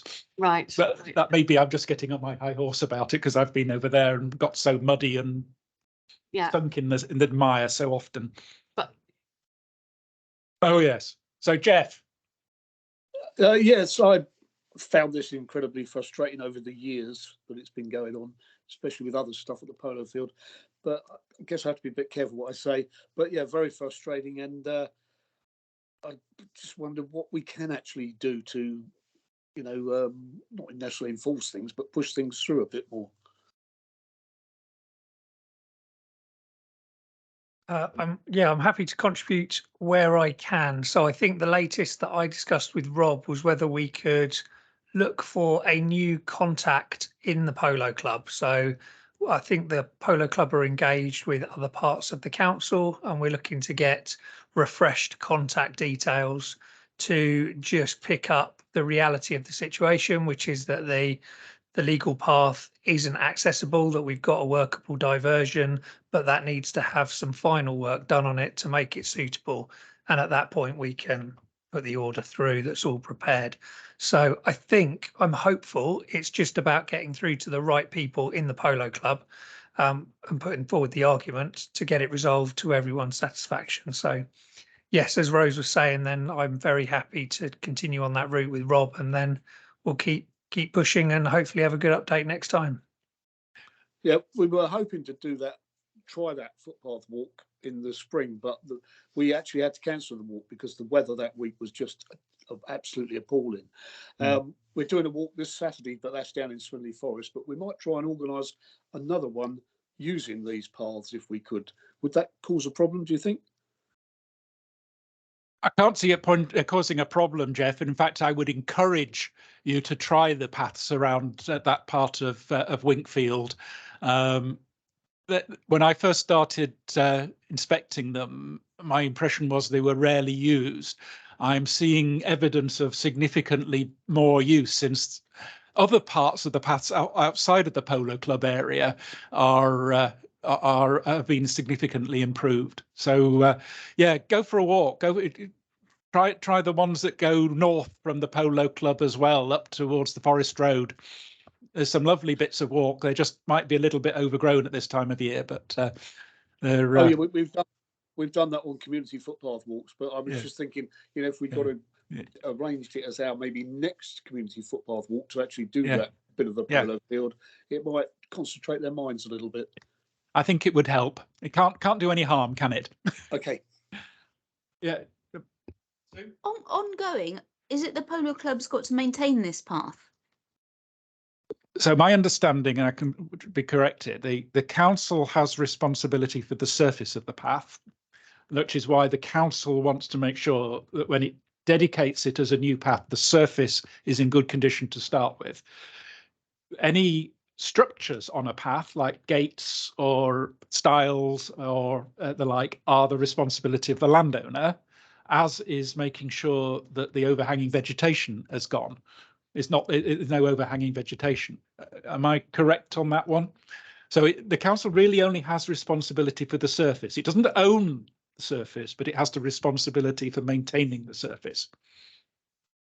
Does that help? Yeah, thank you. I could just see it being another 20 years of then arguing about maintaining it once it's built, once we get there. Yeah, yes. Well, let's get past square one first. Anyway, thank you Stephen for your update on that one. So we look forward to some progress. Right. Moving on to item 8. Public rights of ways and local development. I mentioned at the start that we did have at least 2 views of the YouTube video of our last meeting, and one was for Councillor Gilby, who is currently the executive member for planning and transport. Came into office back in May this year, and he has a significant interest in walking. And he asked if we could have a meeting, which was nice. He said he was extremely disappointed when he was informed by his team that Rights of Way had been delegated within Bracknell Forest Council to the Parks and Countryside team, which forms under a different executive member. But equally, he's still very interested in it. And interested in the work of the Access Forum.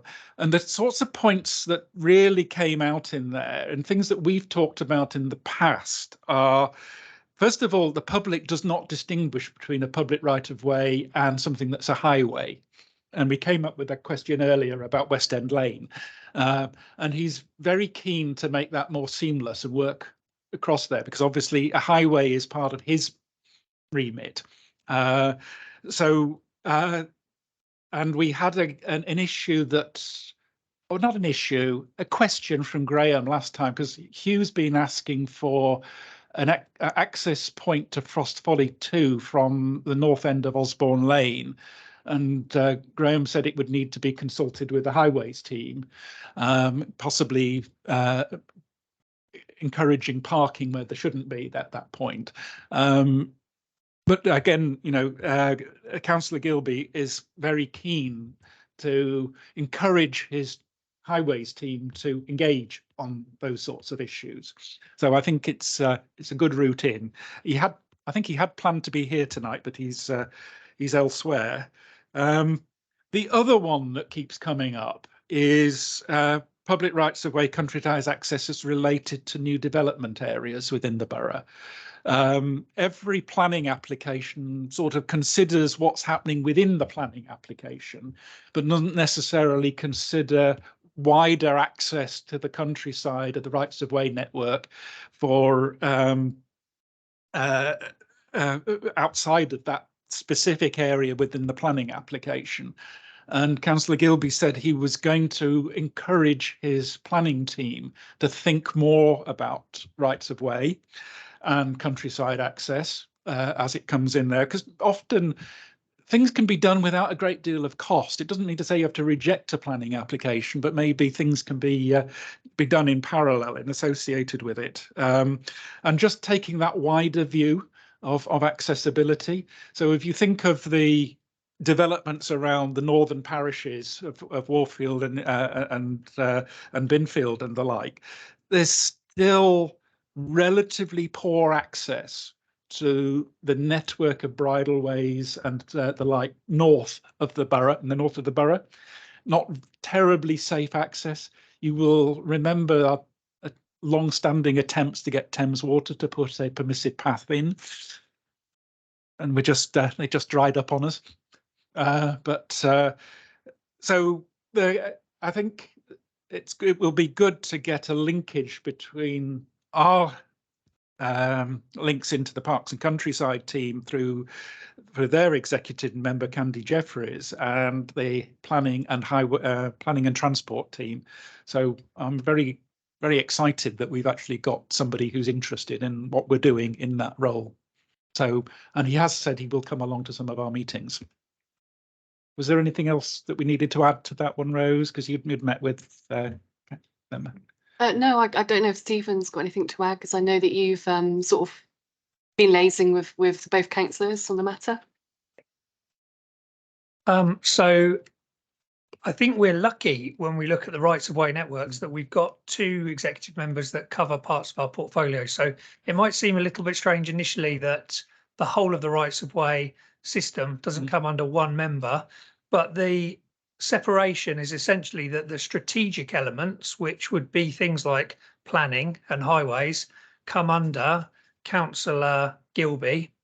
But the management of the network, that day-to-day response, is very much done by the rangers and our rights of way rangers and by Rose. So we do have that practical aspect, sits within Parks and Countryside, and therefore that comes under Councillor Iskander Jeffries, who's our executive member.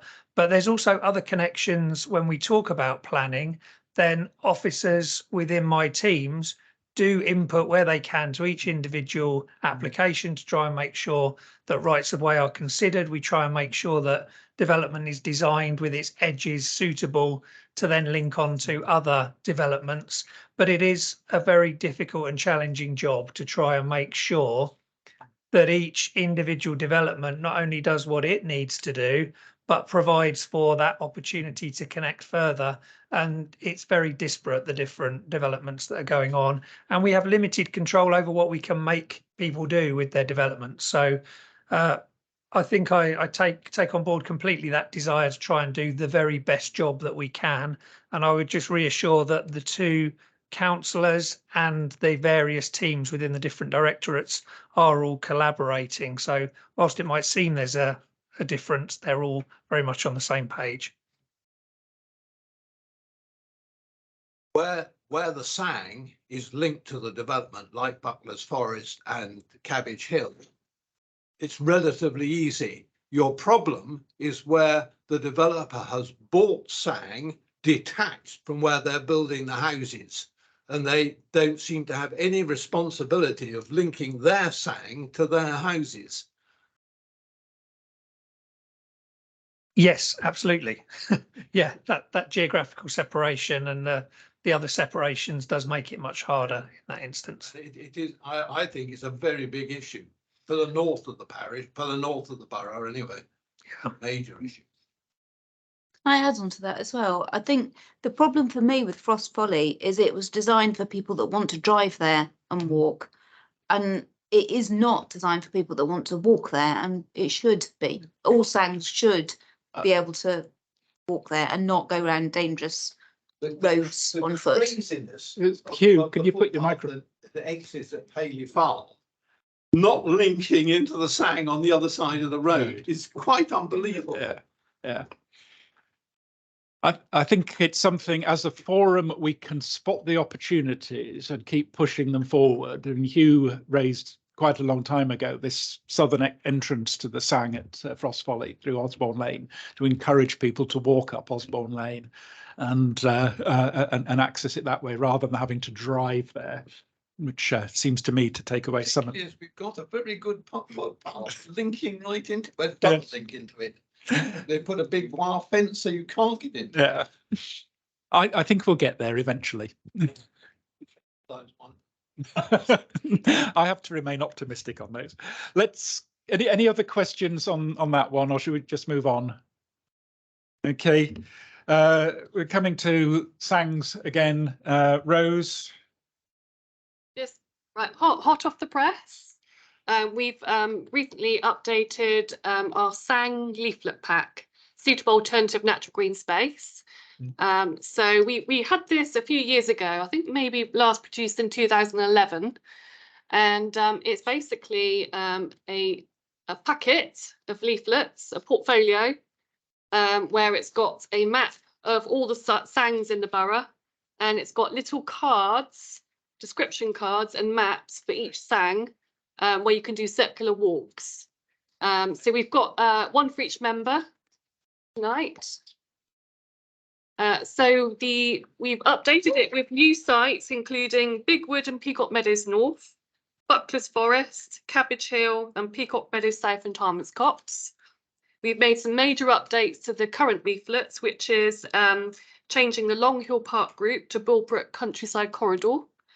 And we've also updated all the footpath changes at Ambarrow Court when we had the sort of the footpath changes to the Three Castles path and the sort of location of the footpaths.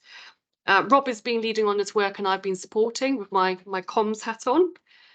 And we hope you agree that this is going to be a really nice addition, you know, for residents to be able to take out and explore some of these routes. Particularly the Sangs are good for dog walkers, and it's nice that they can start at A and finish at A and do like a proper loop around the site. Eventually these will also be made available on our website, and we're going to be doing some work to make this accessible as well online. So we'll be doing copies which are just black and white, sort of print friendly copies, and we'll also be sort of putting the information on the page and it's available as downloads. So yeah, I just thought members would be interested to see the work we've been doing to get that updated. Thank you. And Sheila? Looks really nice.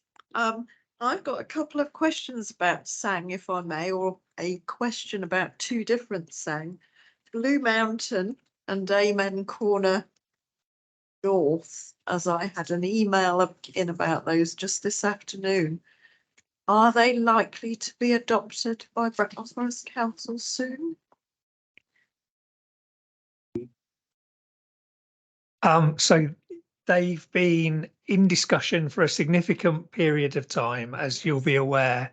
The simple answer is that I don't know. We're stuck in a loop where the sites need to be of a certain standard to be transferred, or we need the funding, obviously, to put them into the right condition.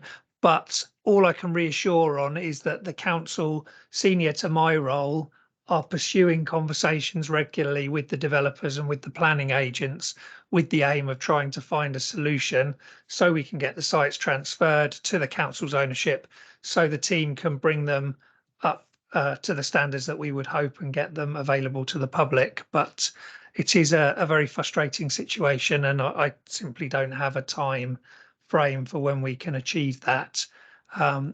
I think Binfield Parish Council were in touch about trying to reach out to the relevant parties as well, so that there are a number of different agents all trying to bring pressure to bear to improve the sites and get them to be enjoyed as fully as possible. I think it's just the fact that the vegetation is now all overgrown, trees are dying, etc. While these discussions are in place, they're just degrading even more than they might be anyway. Yeah, but thank you for that. No, totally understand it. It's just obviously, as we don't own the site yet or have any agreements in place to access, there's not even anything we can do as an interim until we've got a different way of working with the relevant parties. It's definitely a significant shortcoming of the Sang process. We've seen it in so many Sangs where they have to be open by the time I think it's the first house is sold, but there's no timeline on it having to be transferred to somebody who's actually going to maintain it, and there doesn't seem to be any requirement on the developers to maintain them. And of course, everybody assumes that the council is responsible for them, and no doubt you get bombarded with people complaining that you're not emptying the dog bins and you're not managing the vegetation, and it's nothing you can do about it. So I do sympathise with you. Next one, is that Rose? Yes, I'm going to keep this update short because I'm hoping at the next meeting Rob can, who's our SANG officer, can do a much more comprehensive update than I can on this one. But just to raise members' attention to the fact that Shepherd Meadows north section, there's been an extension to the SANG, the Suitable Alternative Natural Green Space. And basically it means that the improvements being made to access, apologies, my laptop battery's low, so hopefully it will last out, fingers crossed. So there are going to be improvements made using developer contributions. I know that the stage 1 works are currently underway. They started in September. So new sections of boardwalk are being placed in sections, and improved culvert crossings to Seabees Copse. Thank you, Stephen, for emergency power supply. This is a new laptop. I thought it would last out, but obviously not. So basically we're leading on this work, and we've got which is going to be on Sandhurst Town Council land. So we're working with Sandhurst Town Council. Thank you for the emergency power supply, Stephen. So I did have a map showing some of the improvements, but it was very complicated with very, very small text. It wasn't very accessible. So I'm hoping at the next meeting we can do a much nicer map for you and show specifically where the improvements are carried out, because I know this is mentioned as one of the places you would like to do your site visit on. If necessary, you can even do an update in between meetings ahead of the site visit, so you can see all the improvements have been delivered. So we could do an update post-meeting, but I know that Rob is doing some really good work there to improve the access to the SANG extension. So it sounds like I should liaise with Rob for our visit. I think Rob, and then also the site ranger, Alex Smith, who, well, he's the site ranger for Shepherd Meadows, not specifically for managing the Sandhurst Town Council side, but I think those two would be your best points of contact, Colin. Okay, I think it'd be interesting to see what they're doing, and if they're started work in September, is that likely to be finished relatively soon, or is it a long-term project? I think it's probably a bit of a long-term project, because judging by the map Rob provided me with, there were lots and lots of sections with lots of information about updates being made. I think it's not going to be immediately sort of finished project, but I can certainly ask Rob to get in touch with you, Colin, to give you an update when he's back. Okay, thank you. Any questions, comments? Let's move on. Item 10 is any other business. Does anybody want to raise anything else? Anybody got any observations on our footpath network they want to raise? Any ideas? Sheila? I do have a... Oh, sorry. Let's Dennis first and then Sheila. Yeah, I do have a question about Buckler's Forest. There seems to be an issue around whether there is ever going to be a gate into Buckler's Forest from the Bracknell side.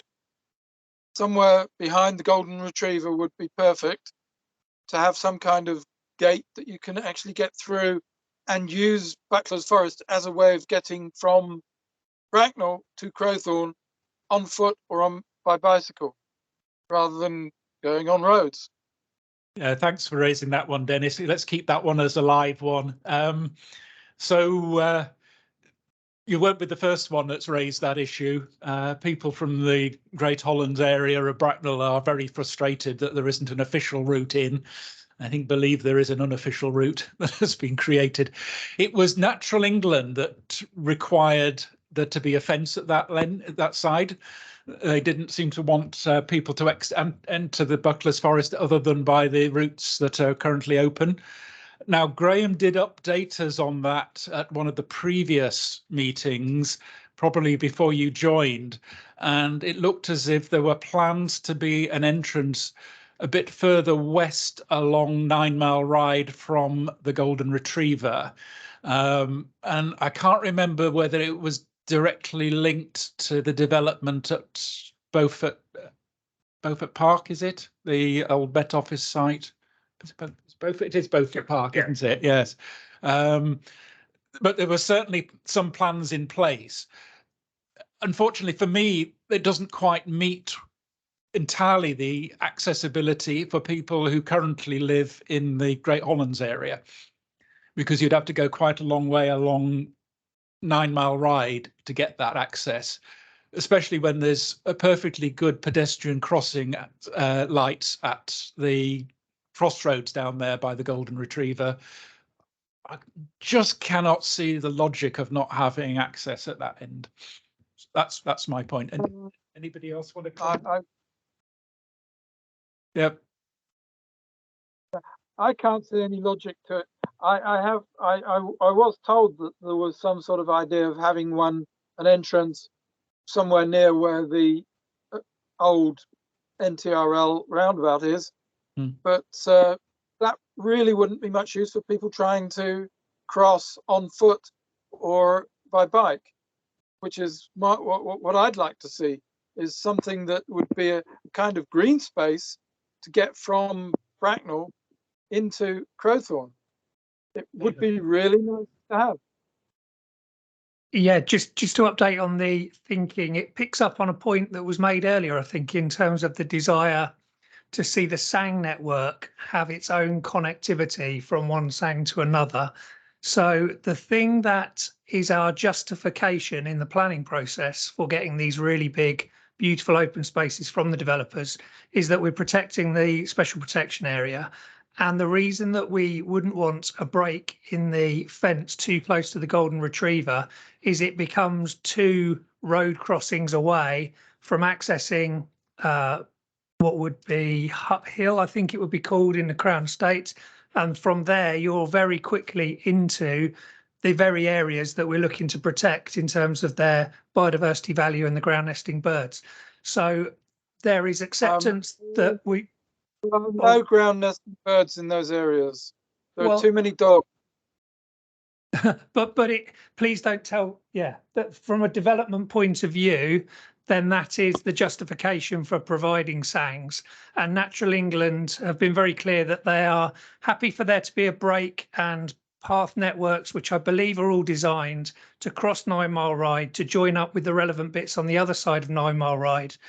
But the desire is not to bring it too close to the Golden Retriever, because the whole of the fence line along the Bracknell Road, Crowthorne Road, is intended to stop people being able to readily cross over the road and get into the Crown Estate.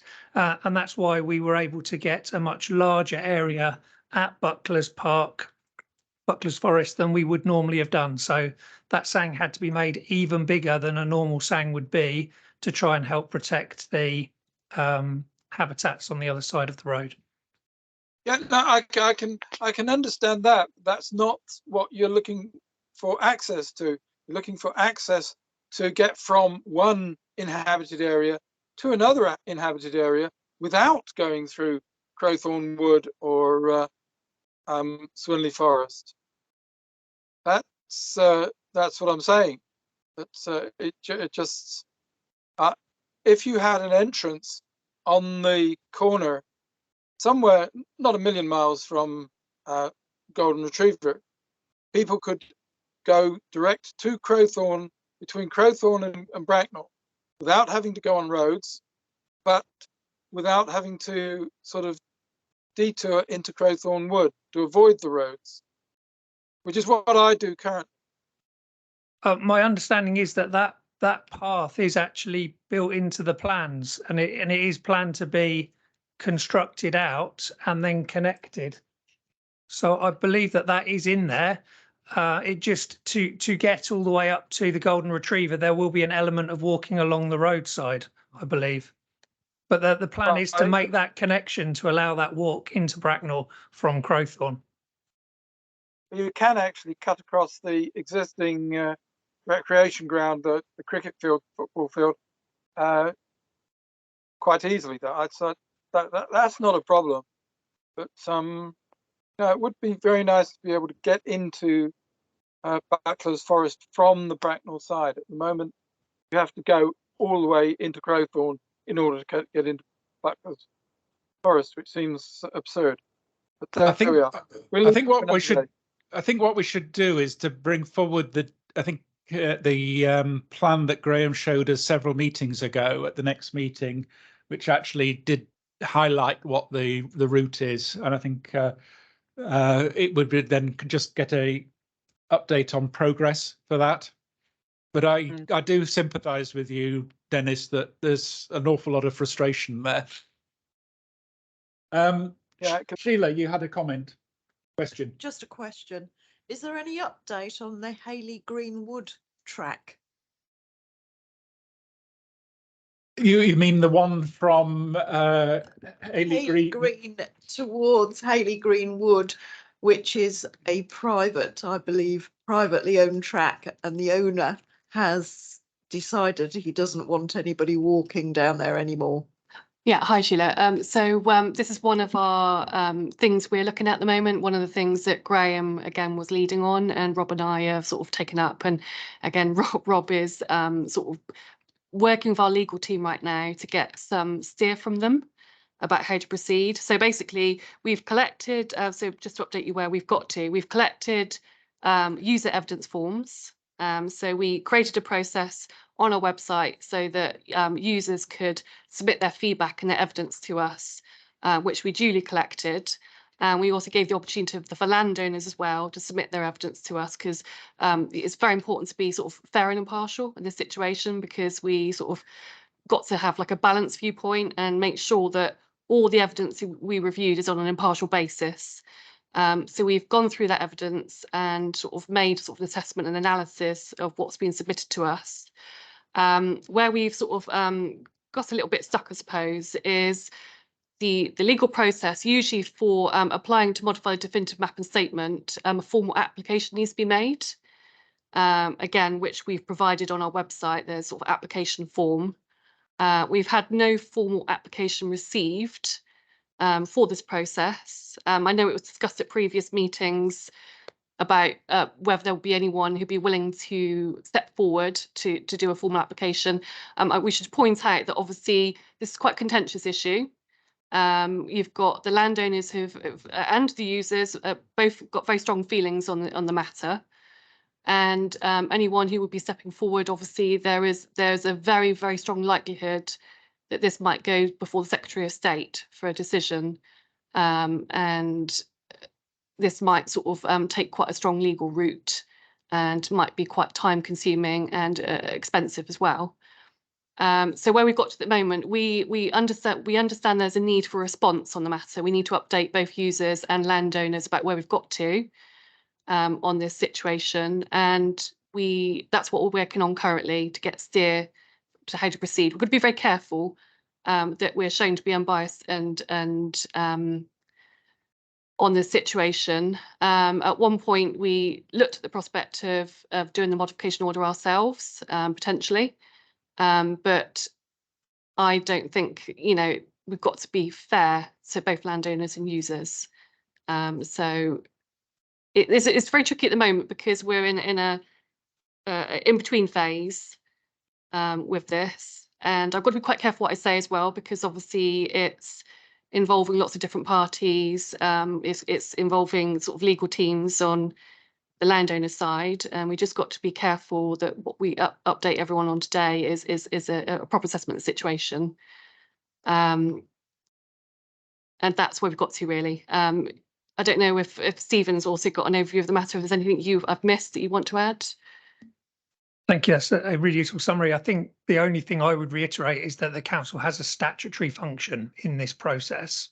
So we're just taking advice about how we need to deliver the statutory function, and we haven't received the application to act on.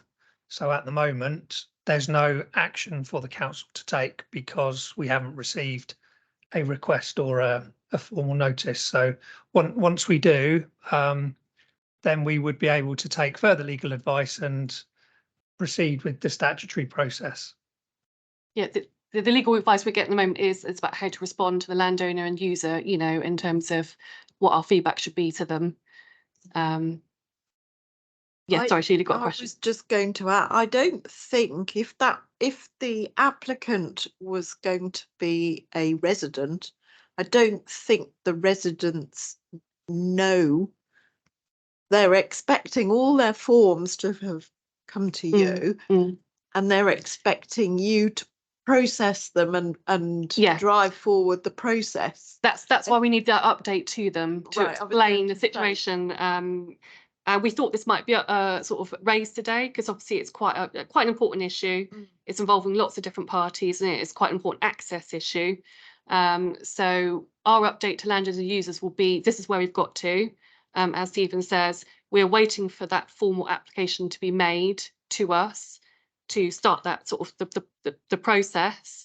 And at that point, I think we'll probably ask if there's anybody on that users list who would be willing to step forward and volunteer. So you don't want anybody to drive that from the resident point of view at the moment. You will issue some sort of statement and you might ask for an applicant to come forward. I think we'll imply that, you know, by saying we haven't had a formal application and signpost to our website for where there is the application form available there. And we've also been provided some very comprehensive notes along with the sort of the application form about how to complete it. So yeah, that's our next step, to update everyone where we've got to and what the next steps need to be taken for us to perform that statutory function. Is that on? Yes, so the application form, which is not just specific for this case, it's for any sort of application to be made to us, is available on our website. I'm happy to send you the link if that helps. Yeah, okay. Hey, thank you. Anybody else got any other questions? I just had one. Oh, there's one from Jeff. Oh, Jeff? sorry. Yeah, as it's any other business, just to again mention Wakefield Parish Council this Saturday at 10:30 organising a community footpath walk from Forest Park Community Centre through Swinley Forest using a bit of the Three Castles path. But we won't be doing the bit over the bridge to Ingermere Pond this time because we don't want people killed like nearly happened last time. Yes. And tea and biscuits at the end. Okay, thank you for that. Thank you. Can I ask the two of you who have joined online, have you been able to follow and hear okay? Yep. Yeah, I was able to follow, except someone who shall remain nameless, but wasn't me, unplugged the router at one point, so I actually lost network for a few minutes. Well, at least our technology at this end worked, and hopefully we can sort out Teams for you for next time. Okay, so it has worked. Sorry, Dennis. I was going to say, no matter how good the technology is, there's nothing so clever that human beings can't wreck it. Yeah. Anyway, thank you for bearing with us. It seems to work better than I feared. I wasn't quite looking forward to a hybrid meeting. So I'm going to say last slide just has the date of the next meeting to put in your diaries, which is Tuesday, the 6th of February, 2024. And I assume we're doing the same process of a hybrid meeting. Yes, yes. So look forward to seeing you then, and I will try and organise a visit down to Sandhurst one weekend day before the next meeting. Also to wish everyone a happy Christmas. Oh yeah. Yes, Michael. Thank you all, and let's close the meeting. I'm sorry we're just a few minutes over, but hopefully you found it interesting. Thank you. Yes, thank you. Bye.